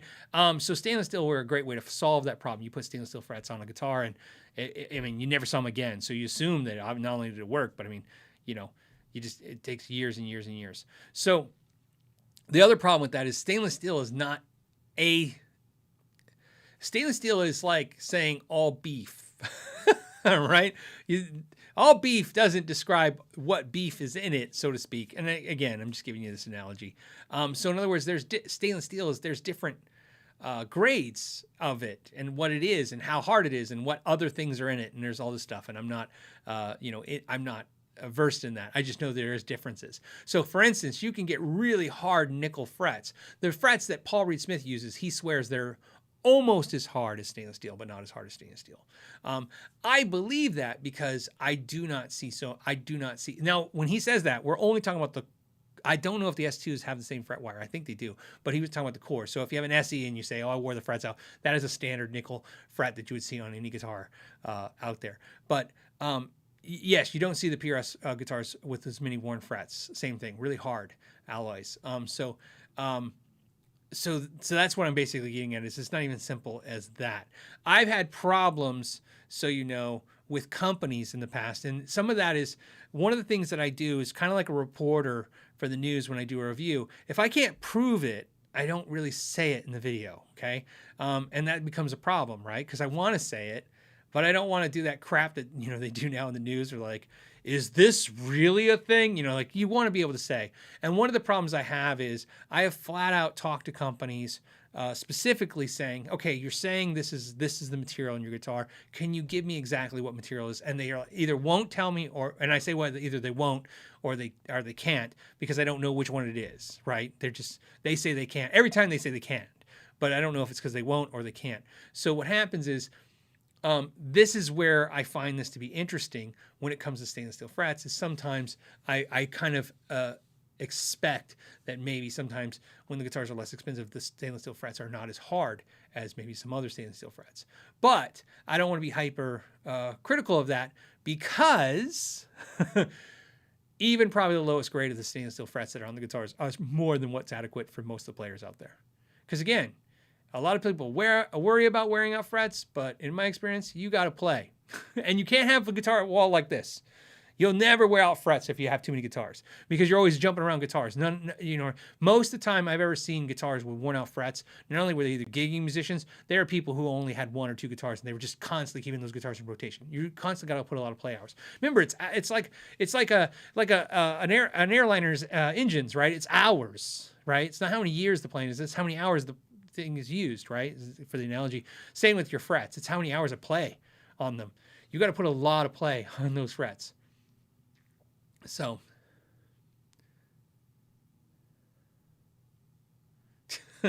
Todd said you never have to level frets on a fretless. This is true. Although, Todd, I have had to re-radius fretboards on fretlesses where they weren't for the bass players. Usually, if you fretless bass, you want to use flat wound strings, and a lot of bass players don't. In fact, most don't, because most basses, flat wounds cost more than round wound bass strings. So most manufacturers ship their fretless basses with round wounds, and a lot of bass players probably either don't know to change it to flat wound or don't care, or they just like the sound of it. And then they wear grooves in those things all the time, so you have to get the radius blocks out and sand it down. And so I feel like I was having a little moment there, like remembering like how crappy it was to do that, because it's not a hard thing to do, but you know, you're like, it's I could never really justify the work to cost ratio on that. There's my dog. Richard said, hey Phil, I hope Mrs. McKnight had a great birthday. She did. We went to the restaurant that gave the $10, but their line was so long that we went to another restaurant that ended up being better. No discount, but it was amazing. It was amazing. Just picked up an NOS PRS S2 Vernon Reed Vela. Oh man, what color? You gonna tell us? Let's see. He says, never had a Floyd Rose before. Any tips for newcomers to the Floyd? Also picked up a Bassbreaker 45. Bassbreaker 45 is great. It's based after a Bassman amp, and I think it's, I don't want to say better, but it's got some cool features to it that I like over the Bassman, besides the price point. Back to your Vernon Reed. We don't know what color, if it's black or gold. I hope it's gold, but so I hope it's whatever color you wanted, but I like the gold one. Anyways, Floyd, no, I have a video on Floyds, and it's a basic video. It's like 5 minutes, and it tells you how to maintain your Floyd, restring it, do all that stuff. I have a couple videos on Floyds on the channel, but that's the one you want to do, right? If you just type in my name in Floyd, it comes up the most. Floyd Roses are very easy, especially on that guitar. So The convert says, "Hey Phil, I have a Wolfgang with a Floyd Rose." Oh, so 2 Floyd Rose players in a row. The strings aren't straight at the nut. The high E is okay, but the 9th fret goes right off the board's edge. So fretting, the note slides off. Very easy. Ideas. I have a video on that. Okay, and these videos, I'll link them when I index this stuff. I have a video on basically just type in McKnight and Fender string alignment. You don't have to say Fender, but put McKnight string alignment. I do it on a Fender, but it's the same thing. You would have to do it the same way. It's just the necks aren't straight. And again, you'll see in the video, very subtle. It's really crazy to see how a little goes a long way when it comes to guitars. If you're a heavy-handed person, if you're really, like some people are kind of aggressively brutal, you got to remember, guitars are delicate. Now, I don't mean delicate like you break them, but every little thing makes a big difference. So again, it's just a small adjustment, to the neck. It's a small adjustment to when you're sanding. It's a small adjustment when you're cutting a slot in a nut. It's just a little couple of these, and then you're like, that's great. I watch videos sometimes. I'm watching some guy, and he's like, "This is how you do it," and I'm like, "Oh my god," because he might. He might be right because he's looking at it in a different angle and a different thing in the video. But I always think like, oh, somebody poor schmo is going to be out there. Like I said, you can't put material back. Everything is just a little bit. Look at it. Like I said, slow and easy, right? Slow and steady wins the race. Measure twice, cut once. All of those things all matter. all matters. Okay. Hold on.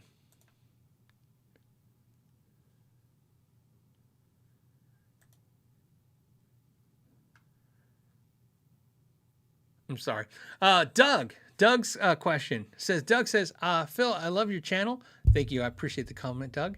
And the super chat says, "Just got a used PRS S2 McCarty on Reverb for cheap. This is a great thing." Doug, I'm going to pause the question just to talk about this because we've been talking about inflation. We've been talking about prices going up. We've been talking about people scalping and stuff like that. I want to remind you guys, I obviously, because I'm addicted to gear and to some degree addicted to talking about it, looking at it. Obviously, I have a whole channel predicated on it. So here's the thing. I've been seeing constant deals on Reverb, and it's been getting better and better each month as the prices have been going up. And I'd like to also point out that something has happened that I've never seen on my channel ever before, and it must be, again, it's not a fact that this means what I'm about to say, but it does lead me to believe that this is possible, which is, as you guys know, I have affiliate links like almost all the channels out there, which means you click things, and if you buy things, they pay fees to the channels, right? No one pays me less than Reverb. Okay, I'm not saying that as a negative. I need that for the illustration of what I'm about to say to you. I wanted to have the weight that it needs to be applied to this. No one pays less than Reverb when it comes to the percentage, right? It's 1%. Because it doesn't go lower than 1%. I mean, you go 0.5%. So Reverb is never really a big check at the end of the month, no matter how much volume goes through, because you can imagine it just, it takes tens of thousands to make hundreds of dollars, and makes hundreds of thousands to make thousands of dollars. You get the idea. Over the last 2 months, Reverb has been overtaking my affiliate dollars. So I, of course, like anybody, I have spreadsheets, and I'm looking at like, well, this is what came in off t-shirt sales, right? This is what comes off of the patrons. This is what comes off YouTube. Right? You just analyze your analytics. You analyze all your income and all the revenue streams because it takes pennies to make dollars on the YouTube game. And Reverb dollars have been outpacing everyone, which means more people are buying on Reverb now than all the other affiliates. And again, this could just be you guys. It could be this channel. It doesn't mean anything. But it really seems to me like you guys, because I find that if you're watching a guitar channel every Friday, if you're watching all these videos that are informational, I would imagine you're educating yourself to some degree. And I think that education leads to better choices. And I think you guys are realizing what I'm about to tell you, which is as the inflation market's jacking up all the new stuff, the used market's been coming down. So it's been getting easier to find deals on the used gear. And it's funny to me, again, anecdotal by nature, that I've had a couple questions today that are all saying, hey, I scored a good deal on a used guitar. Hey, I scored a good deal on a used guitar. I am seeing that.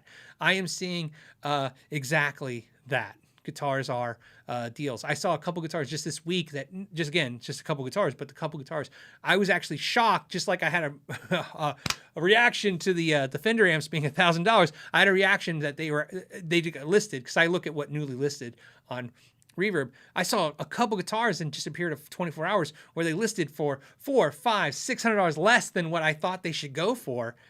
And I was like, wow. And they're all still there. So they haven't even sold in the last couple of days. And so I'm just reminding you guys, like, if you're trying to find the deals, it looks like used is the way to go. And I cannot tell you how many times on Craigslist and Reverb and everywhere I'm seeing thinning the collection, letting a few go.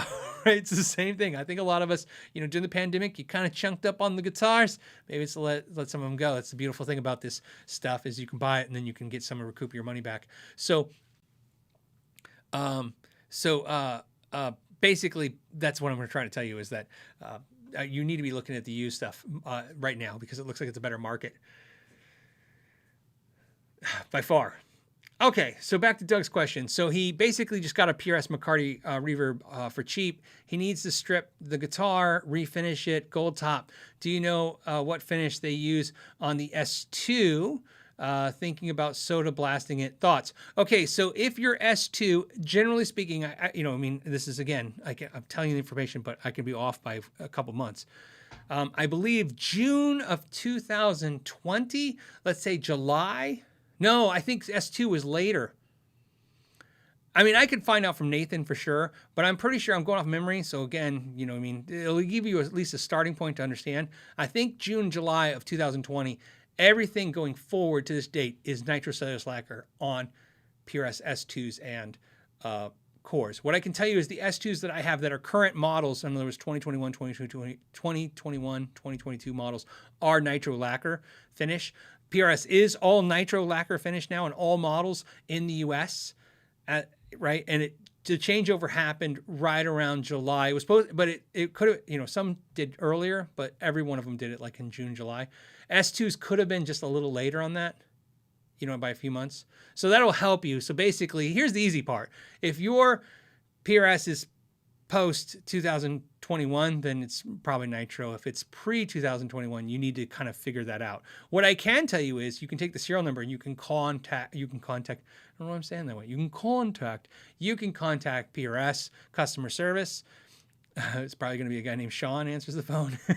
Anyways, you could contact PRS customer service, and they should be able to tell you from the serial number. They actually track that. So that's information they have. And so they're usually pretty good at giving you that information. If that, because as you know, you need to know for sure if it's nitro.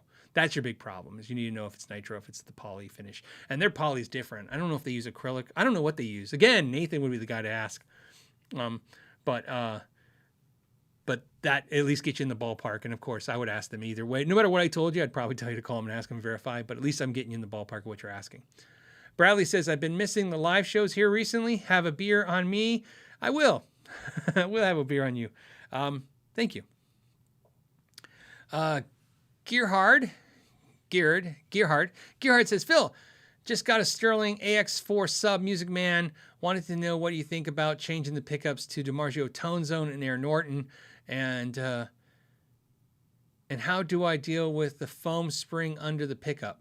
No, it's all very straightforward. I love those two pickups, and I think they're going to sound great in the air. I like the Air Norton a lot.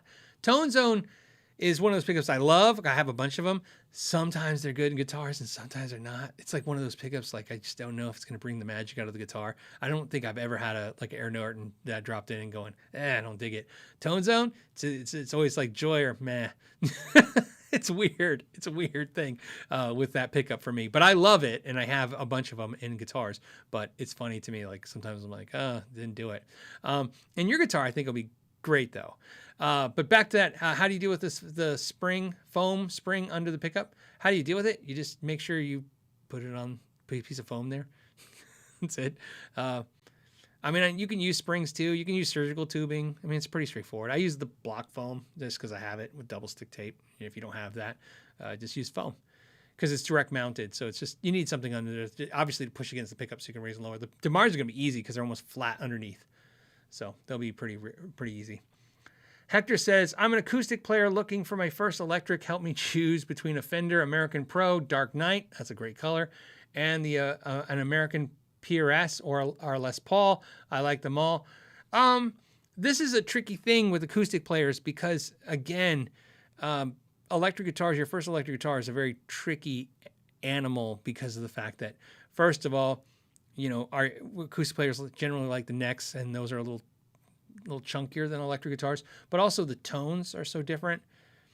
I don't really know because I don't know what genre of music you like. So let me give you some suggestions that might point you in some directions. One thing I like about Fender Strat type guitars, you said the American Pro, so I'm assuming it's the Strat, it could be the Tele, is that's a staple guitar. I'm always gonna say this, it's just easy for me to say. Unless you don't like Strats, which are Teles, because there are players that just don't like them. If that's not you, obviously, if you're considering one, it's not that you don't like one. I always suggest getting a Strat or a Tele first, one of those two guitars, because if you get it and you like it and you play it, and you decide later you need a guitar like a Les Paul or PRS or something with humbuckers a little different, you don't get rid of the Strat. Like everybody's kind of always want this kind of Strat. A Strat is a very easy thing to do. So I think I would start with a Fender. That's just my suggestion. I've seen it work better that way for a lot of players. It's a good way to start.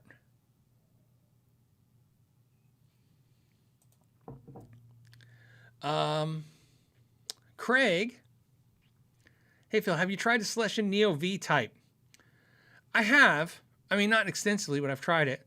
I couldn't find an 8-ohm creamback for my Mesa F50, so I took a chance on that one. Really impressed. Thanks for the advice. I like the Neo V type. Obviously I like the creamback Neo as well, and the creamback non-Neo. So I like Celestion speakers. I mean, I do like, Eminence as well, but I mean, I really gravitate towards Celestion. I don't know what it is. I always feel like it's weird too, because I always feel like Eminence is right. If I describe on a piece of paper the sounds I like, it's almost like Eminence speakers kind of land on that. But for some reason, Celestion's always my go-to speakers. HK says, Phil, have you seen the Ibanez? I don't know what this is. Itchy 10 headless. Any opinions? Looks great. Very light. Thanks. I have seen it. I am interested. I need to reach out to the Ibanez guys. I used to have, well, I shouldn't say used to. I just haven't talked to them. I had a relationship with them, and then when COVID happened, they just didn't have any product to send out. Maybe now that they're sending out product, maybe that's to reach out with them. They're good guys, and they've always been nice to the channel about getting some stuff on the channel. So maybe I can reach out and get some of those kind of cool guitars on the channel. Oh, wow. Richard says, hey, I got my dream guitar. He just wants to tell us. He got his dream guitar, the George Harrison Rosewood Telecaster. That is an amazing guitar. I don't know. It's like one of those guitars. I think I can understand why you like it. I romanticize it as well. There's just something about it when you see it, just all that rosewood and the lineage and I don't know, just cool. Frederick says, hey, Phil, do you think that the Line 6 Helix would be good for recording? Well, yeah, absolutely. I've used it to record many times. In fact, what's funny about the Helix, what I really learned about the HX Stomp, the Helix, the Line 6 stuff was, I've done so many damn videos, and I did these videos, I'll never forget them. I did these videos where we went to a cabin, so they're obviously easy to find. And when I did this cabin, what I did was I knew I was going to be doing some videos when I was there, right? Because my wife rented this cabin for like the weekend, and yeah, I still had to work because you got to have videos coming out on the regular, otherwise the YouTube algorithm punishes you, and yeah, it's pretty nasty. So I didn't know what to do, so I used the Helix as my portable rig. Why I say that is because the comments on those videos are like, man, the tone is fantastic. What are you using? And I still think this day, every time I've used the Helix or the HX Stomp, which is basically Helix, every time I use them in videos, your guys' comments about the tone is always like, it's fantastic. And I really have come to the conclusion that it's not so much they're great, they record great. And that is true. And that, in fact, that leads me to a great question from Super Lead 100, who says, Phil, do you have a preference between the Friedman small box pedal and the Pedal Pal 800? And I love the Pedal Pal 800. It's a Marshall JCM 800 in a box, and it sounds fantastic. I love it. But again, sometimes if you notice, I use the small box pedal a lot. The reason I use the small box pedal, it's a great pedal. I like it. I love it as a pedal. But that's not why I use it. It's like my 65 Deluxe Reverb. Look, when I look at the collection of amps, and I think I got to make a video today, and I'm like looking at them, and I go, okay, I got this 2-Rock. I could use this 2-Rock, or I could use this, something else, right? The Friedman, which I've used in videos before, but I try to always use the Dirty Shirley Mini. I agree with you guys 100%. A lot of you guys have said the sentiment over the years, and I agree, which is, no one wants to watch somebody demo a product for you with something that you don't even know what the hell that sounds like. Because you imagine if I'm like, today I'm going to be showing you this Squire through this $50,000 Dumble and this $10,000 Klon pedal. And you're like, well, that's great. I don't know what that sounds like. And if it sounds good, was that the product or the amps or the guitar? So I try to use more relatable type products, which is to me is the Fender 65 Deluxe Reverb, even though that's not as common as maybe the Hot Rod or the Blues Junior. To me, though, they're all in the same vein. It's a Fender clean sound. So I record with a Fender clean sound. It's why I use a SM58, SM57, SM57. I look at it, SM57. I get comments all the time. Why use the SM57? Why don't you use you need to use a ribbon mic. Look, I have a ribbon mic. I have everything to record with. It's dumb because over the years of the channel, I get this stuff. What I learned when I made content with higher quality stuff is that it's harder for you guys to gauge what it is of the sound is coming from what. And at the end of the day for me, and it will always be this way, is I don't care. I don't think, I don't, what am I trying to say? I don't want to say I don't care. That's not what I do care. What I'm trying to say is I want a review to be exactly an expectation setting so that if you decide to buy this thing that I reviewed, you get it and you go, I see why he said that. I see why this feels like that. Oh yeah, it's not. Yeah, he's right. This is wrong. And I don't really want you guys to like listen to what I'm saying. I want you guys to, when you buy it, have a reasonable expectation of what it is. And the reason I have that feeling I do that is because I obviously, just like you guys, I'm addicted to gear. So I'm watching YouTube channels as well. Like I said before, I watched them before I was a YouTube channel, and I watched them since. And some of my favorite YouTube channels, I love them so much, but I have bought gear that was on their channels, me personally, and I consider myself a semi-educated gear person, right? I'm just trying to be, even killed with that answer. My point is, I got it and I go, man, this doesn't sound like anything like that. To the point where I'm like, what did they even use? Why doesn't this sound like what they had? And so I really want you guys, everyone who watches the video, to go, oh yeah, and maybe it will be 10% off. Maybe like, oh, it didn't play as great as he said, or it plays better than he said, or it's this. But I really want you to have this expectation. So I use the small box because I have a small box. I have the real amp. In fact, I had a viewer ask me this, and it was kind of funny personally. They said, why do you use the small box pedal? Don't you have the amp? I said, I do have the amp. I use the pedal because I feel like I don't know how every person out there who's looking at a $500 guitar is relating to a $2,500 amp. Like, so to me, I can buy a small box for $150. They're at Guitar Center. You can find them. So you can go into Guitar Center. You can pull out that pedal. Same thing with 65 Deluxe Reverb. If you don't own one, you can go to Guitar Center. You can plug into a 65 Deluxe Reverb, play it, and go, yeah, that sounds like what he sounded like. You know what I mean? SM57, so many of you guys use them. You know what they do to things. That's why I had some people say, like, oh, it adds highs. Fine. And then if you're somewhat knowledgeable, then you know that an SM57 adds a little highs. This is what it does. So again, it's just about setting an expectation. So that's why I've kind of tailored the gear that way. Because at some point I started out with what I could call basic gear for the videos that I thought was really good. And then over time I did what a lot of channels will do. You start hiking your game. Next thing you know, I'm like, I'm using a rack mount, this whole studio rig of stuff, and then a bunch of high-end mics and a thing and all this stuff. And then I'm like, okay, well at the end of the video, what do you really take away from that? So that's why you do it that way. So to answer your Super Lead 100 question is, I would personally, I would use my Pedal Bell 800 every time over the small box. Not because the small box isn't great. I prefer it more. But I know, because I know how many Pedal Pal 800 pedals Luis and Alvaro have made, most of you guys, 9 out of 10 watching this, in fact, I know it's 9 out of 10. It might even be 9.5 out of 10. Have never heard that pedal, so I don't know what it would help you understand when I go, here's the tone, and you go, oh, okay. What is the guitar and what is that pedal? I feel really confident when I strum a guitar through something you guys have a reference of, that you know what is it of the guitar and what is it of the pedal. That's kind of my logic on this. I'm not saying it's the right kind of logic. It's probably flawed in many ways, but it's my logic and I'm trying to go with it. In fact, I told you guys, that's kind of why I used the Catalyst the other day with the Ert guitar. I talked about using the Katana, but I'm really spending some time with the Catalyst because I'm trying to obviously do a review of it, but also try to figure out, again, like everybody, how much better or not better is it than a Katana? But more importantly, I like the idea of having a video on our video. I like the idea of having an amp on the channel that when I review guitars that are, let's say, sub $300 or sub $400, that maybe I shouldn't be running through a $1,500 65 Deluxe reverb, right? So I want it to be more I want it to all make sense.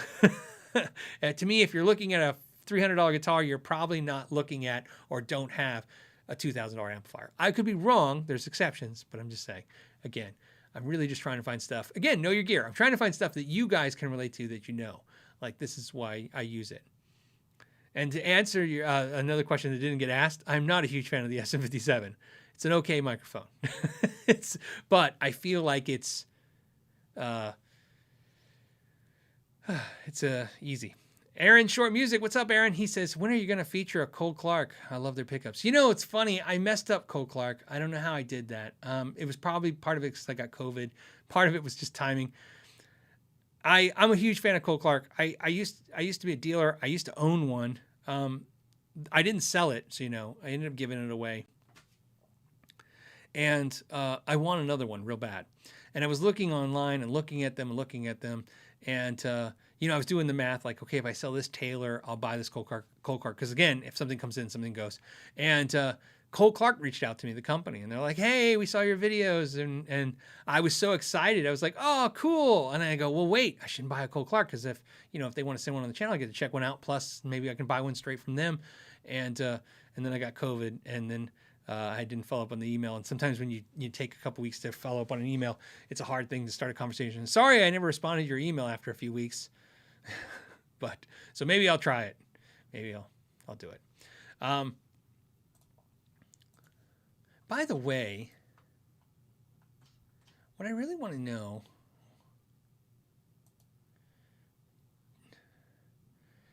so Johnny just became a member. I saw some. Oh, that's my clock. There you go. That's the warning. That's the warning. I got a warning timer now. It's funny. I saw a 2-month member ask a question, and then now I can't find it. So I must not save them the same way. I will work on that. Now that I know that it doesn't save the member. Oh, there's Curtis. Maybe it does. So Curtis says, who's a member for 3 months, says, any update on your Bad Cat factory tour? John seems like one of the coolest guys in the industry. Yeah, like I said, it'll be soon. Like I told him, like March, April-ish, kind of thing. I didn't really set a set time, because the amp he's talking about coming out is like a June, July kind of thing, maybe. He even said August or later. So I'm not in a hurry to get down there and take footage, because what it is, Curtis, so you have a realistic expectation, I'm going to go down there in the next, let's say 30 days. Let's say I go down there in the next 30 days. I'm going to film a bunch of stuff. You're still not going to see it for like 4 or 5 months. That's what happens now. I have stuff in the can, so to speak, that's, dramatic pause. No, that I have, and like I said, it's just not ready to come out. It can't come out until the product's out and stuff like that.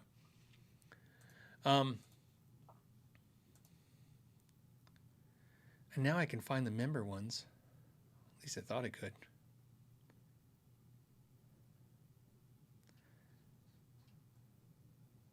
Okay. I don't know. Maybe I'll find it.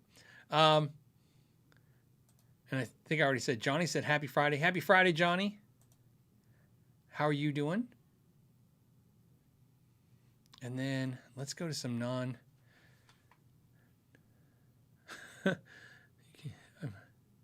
Okay, and again, if you're putting a question towards me, please put a question mark first, even if it's a subject.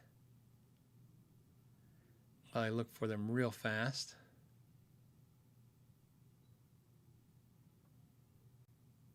Bullets for teeth. I'm just going to follow up because he's saying, I'll see your Katana and raise you a Fender Mustang V2. See, same thing. It's kind of the same. When I say same thing, I don't mean the same amp. I mean, that's kind of where I want to have this stuff set up, to where like I said, the products makes total sense.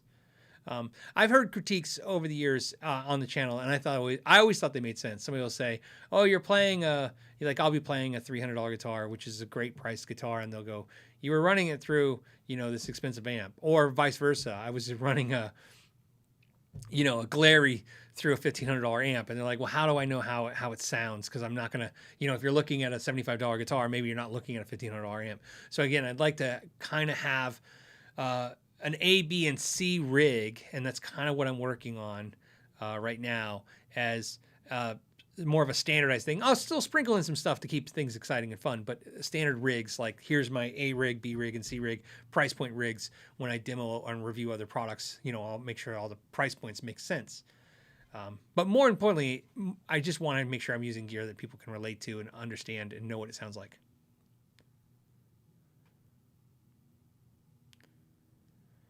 Okay.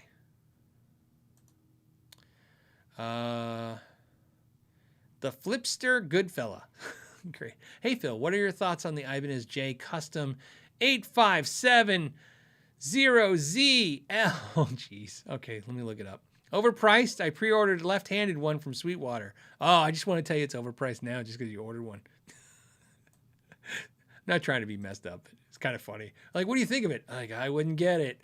Only people that don't like guitars buy those. Okay, let's look it up. I'm actually in the Sweetwater site still, so. Okay. Let's take this out. I'll share what it is with somebody because I have no idea. So that's okay. It's left-handed, of course. Okay, here we go. Here it is. This is what he got. Wow, that's some money, man. You got the guitar with I want to say the vine. The vine. Look at that. It's gorgeous. I think it's a great guitar, man. First of all, this is my favorite tremolo system that Ibanez does. This is the way to be. I don't know why.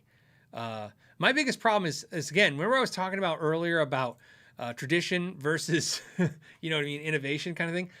I love, I have the RG 550 reissue. I love, the idea that it's fluorescent and it's a reissue and it's cool. But I hate that they actually put the old bridge on it. And I guess that's part of the thing. Like I said, it's part of the charm. They want it to be, vintage correct. But I wish they'd just put the more modern bridge that actually stays in tune. That bridge is amazing. It's one of those things like once they made the zero, the Edge Zero, right? Once they made that bridge, let me show a picture of it. Oh, I thought they actually had a picture of it. They did not, just the back. Once they made that bridge, I don't know why Ibanez didn't. Sometimes they put that bridge in the affordable guitars, in the Ibanez's that are, like $200, $300 even. And it's a fantastic bridge. Great. It's a great purchase. Good guitar. I'm an Ibanez person. I like Ibanez. I like their quality. I mean, obviously, that's their high-end stuff. Bullets for T says, if I owned a $3,000 guitar, I would be afraid to play it in fear of screwing up the resale value. I think that's what we talk about comfort zones versus, how much money. That's why I've told you guys, my theory is that there's what you will spend and what you're comfortable spending is two different price points. Obviously there's always the physical money restraint. Like if you don't have, I'm going to use $300 as an example. If you don't have $300, then you can't buy a $300 guitar. That's just obviously math. But that's different than you have $300, but you're not comfortable spending that on a guitar, right? I just using that number as an example. So I've learned that's exactly how it works. It's not even what you can afford. It's what you're comfortable with. Because if you can buy it, even if you can afford it, sometimes you're not comfortable. Like you said, you get it and then you're afraid to play it. I only have one guitar I'm afraid to play, and I think about getting rid of it because of that reason, which is my Ibanez Gem, the Floral Gem. It doesn't have any marks and any scratches. And of course, when I say not even play it, they fade in the sunlight. The pickups bleach out. The top can fade. So it's in its case, and it's just always in a case. And I pull it out and I play it, and I always think great. But sometimes you get to the point where you're like, okay, am I collecting this thing or am I playing this thing? And I really, really want to play it. But for me, if I got rid of it, I really feel the need to get something else, and I just don't know what I would get in its place. So.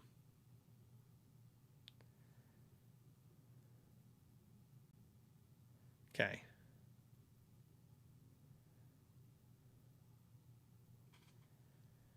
Jameson says, just play it. He's just in general. He goes, someone will still buy it. This is true.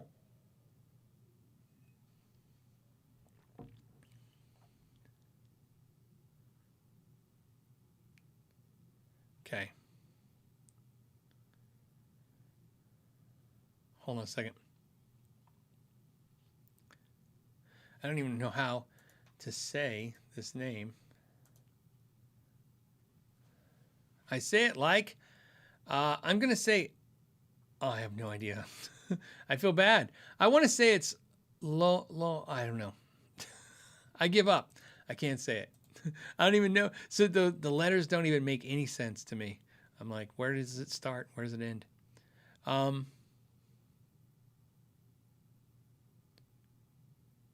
Okay.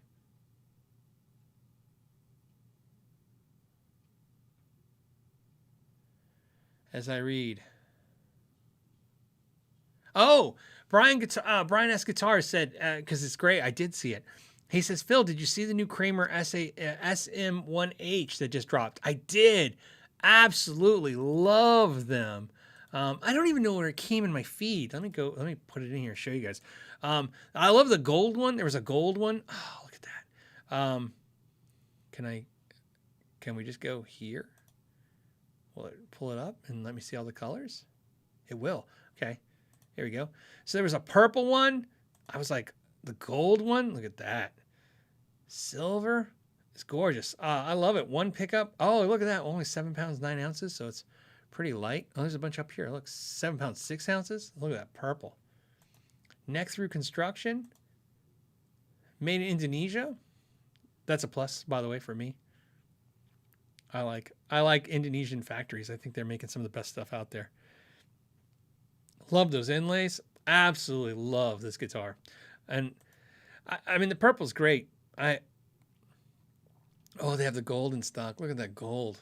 I just love this. I absolutely love this guitar. So yes, I saw it. I thought it was gorgeous. It's yes. You know what? It's funny. It's like I've been, you guys know, I've been wanting a Kramer forever. And I was like, oh, and I always wanted a one pickup guitar, like a Gunslinger or something. This would be the kind of thing to go. I'd have to figure out, to get this, I have to figure out what has to go. It would probably be, let me go back to me. It would probably be my RG550, which I absolutely love. But to get a guitar in, a guitar would have to go. I would have to, and obviously for that, it's an 80s metal machine. So, but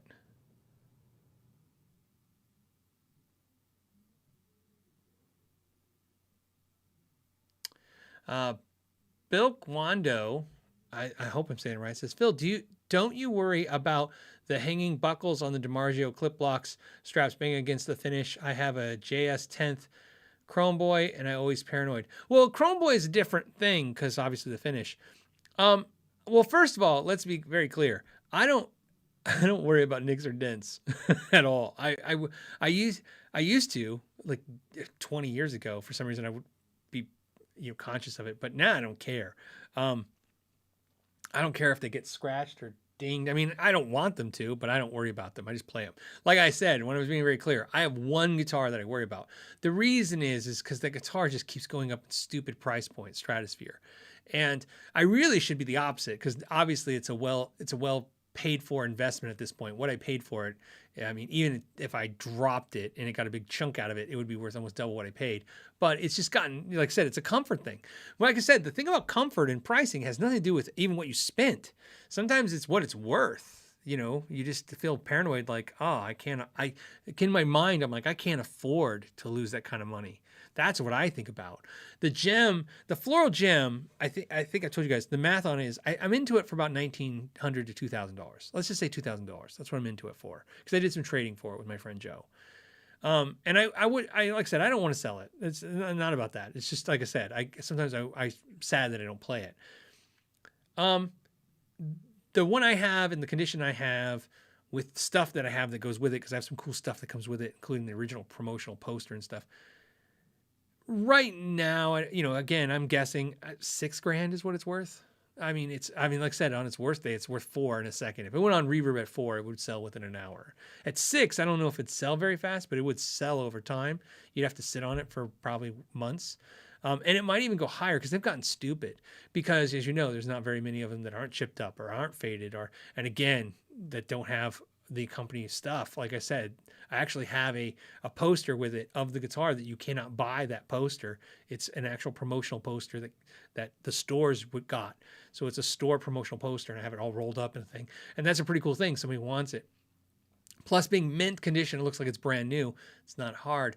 So it's not that I'm afraid to nick it because I paid a lot for it. I'm afraid to nick it because I know if I get it's damaged, it's not worth what it's worth. And then in my mind, I go, oh, I could have used that money to, like I said, college fund, something else. What could you put that money into? And so that it takes some of the fun away from it. I'm not that over paranoid about it. I don't want to make it sound like it's a big deal, but it's a lot of money. Is basically what I'm trying to say. Maybe I need to get rid of it and get that Kramer. Like I said, Brian, so I stared at those Kramers. I think it came in my Instagram feed. So it came somewhere in a feed on my phone, and I just stared at them and going, nah, I mean, that's the Kramer I've always kind of dreamed of. Is the one, like I said, that's the one. The arch top. It looks like a set neck or neck through. I don't know if it's a neck through or set through. Let's see what it says. Let's look. And then, what I like, though? One of my favorite things about the guitar is I like all 3 colors so much, I wouldn't know what color to get, and that actually makes it harder. Because at first I'm like, the gold, but then I'm like, what if you get purple? It's pretty cool. All right. So maybe you guys will buy one and tell me what it's like. Ray wants to know if I still own a Phil Jones bass amp. I do not. I don't own any bass amps. I don't have a single bass amp. I've had to get bass amps, like I had rumbles and stuff for the channel to do videos and stuff with, but I don't use a bass amp. Every time I played out with my bass, which of course hasn't been since COVID, but I was doing it pretty on the regular.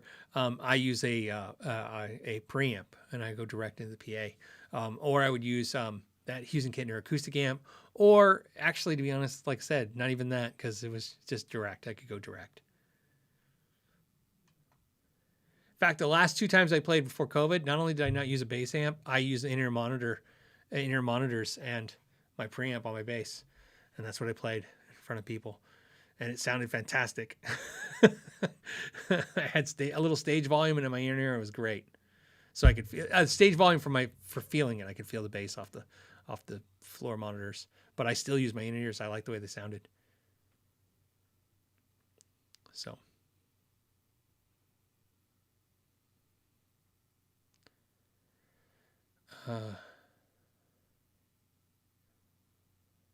Yeah, Brian says he'd have to sell his purple Wolfgang to make a spot. Yeah, it's tough, right? Like I said, it's that's what's great when you like all the guitars you have, or the guitars you have, is that to get a new guitar, something's got to go, and then it becomes a real choice. It's not just well, I guess I could justify buying that. I've been pretty good lately, and no crazy bills have come in.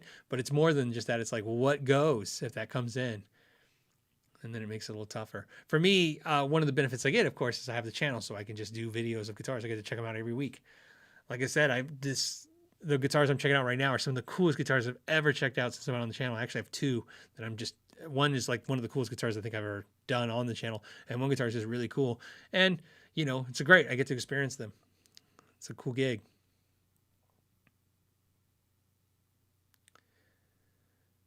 Okay. We're going to do one more question before we go. Let's refresh, or one more subject, just to make sure I didn't miss anyone. And, of course, I said one more, and it's 3 because there's 3 questions in the super chats that I got to hit. Doug says, Phil, thanks for the PRS finish info. I just checked. It's definitely nitro. Oh, cool. Just wanted to remind everyone, it's Friday. It is Friday. And if your wife asks you to take her somewhere expensive tonight, take her to the gas station. Yes, the gas station. Yes. It's, it sucks. Okay, so Aaron Short Music says, my Rosewood Tele buzzes when I take my hands off the strings. Okay, is that the vintage thing? Worth shielding? Oh, okay. Buzz. Okay, so I'm thinking like string buzz. You're talking about like 60-cycle hum, like a buzz. Okay, we're shielding it to keep keep it stock. Have a great weekend. It's working the way it's supposed to, Aaron. It drives people crazy. Don't get me wrong, but no, when your hand's on it, no buzz. If your guitar was buzzing because you touched it or still buzzing when you touch it, you have a problem. You're the ground on that guitar. Okay. So the fact that it buzzes when you're touching it, and I just want to make sure when you take your hands off. So nothing's wrong. It's exactly what it's supposed to do. What you can do, you could shield it. Sure. That would help a little teeny bit. Cause again, it's not going to stop the buzz, but obviously it will stop how intense the buzz sound could be. Volume. You touch it, and then if you're not going to touch it, the volume goes off. Man, players been doing that forever when it comes to Teles. It's pretty normal. There's probably a couple of things you can do, but I mean, this is a normal thing, and I know a lot of times players get hypersensitive to it, not because it's actually that bad, because it's not that great, but it's not that bad, because you think it's broken or you think something's wrong with it, and it's very and it kind of like we're like, well, I haven't had other guitars do it. It's really guitars do it, period, but Teles are like the king of that. So again, it's acting as you are the ground when it comes to that. Remember, everything's going to ground into the bridge. You touch the strings, which touch the bridge. You're the ground. So it's fine. Steven's our last subject question of the day. And he said, should I worry about putting my guitar stand 2 feet away from an AC vent? Will the cold air harm the headstock? The only place it fits in the new apartment. Okay. You should not, in my opinion, you should not put guitars near any kind of vent.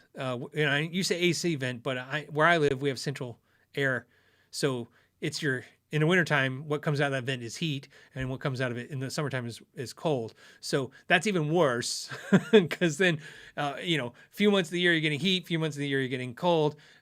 So you don't want that blowing onto the guitar. Being next in proximity is not that great either.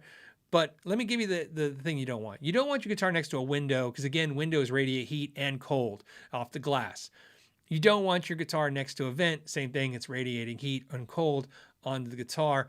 What you really don't want is air coming from that vent hitting the guitar. So it's very important that if you do have a vent in proximity, even if it's feet away from the guitar, you do not want the air, whether that's hot or cold, blowing on the guitar because for no other reason to explain it than this, that's how they dry out the guitars in the factories is they take fans and just blow air on the guitars, on the wood, not the guitars, but the wood. So you can imagine you're just continuing that process of drying the guitar out, especially if it's air conditioned air, as they remove all the moisture from the air.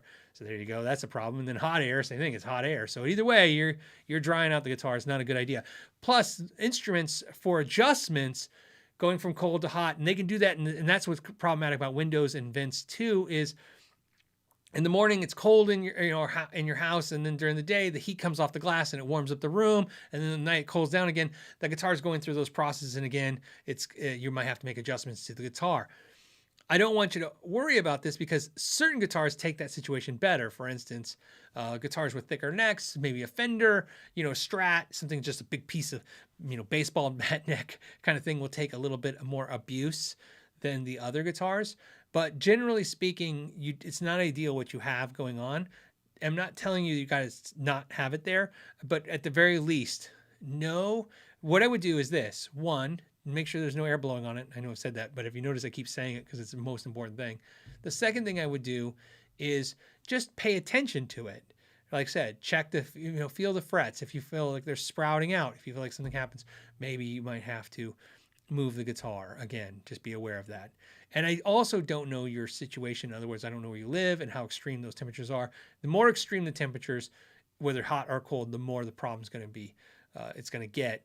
And also, more importantly, you may need to humidify the room if it's really dry. If you're going to again have it next to a vent, ideally you don't want it there.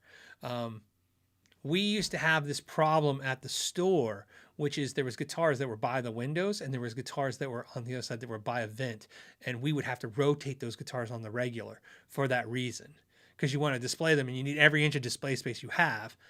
But also we were very, very aware, we became very aware that those two things we'll do it. Also, since we're talking about things, sunlight was also bad for your guitars because the UV light fades finishes and stuff, which is a different problem, which is another reason why you don't want guitars not only next to a window, but where, you know, the window is, because that, even if the light's not hitting your guitar, if the light's coming out, be aware of that. That's something you just need to be aware of. So again,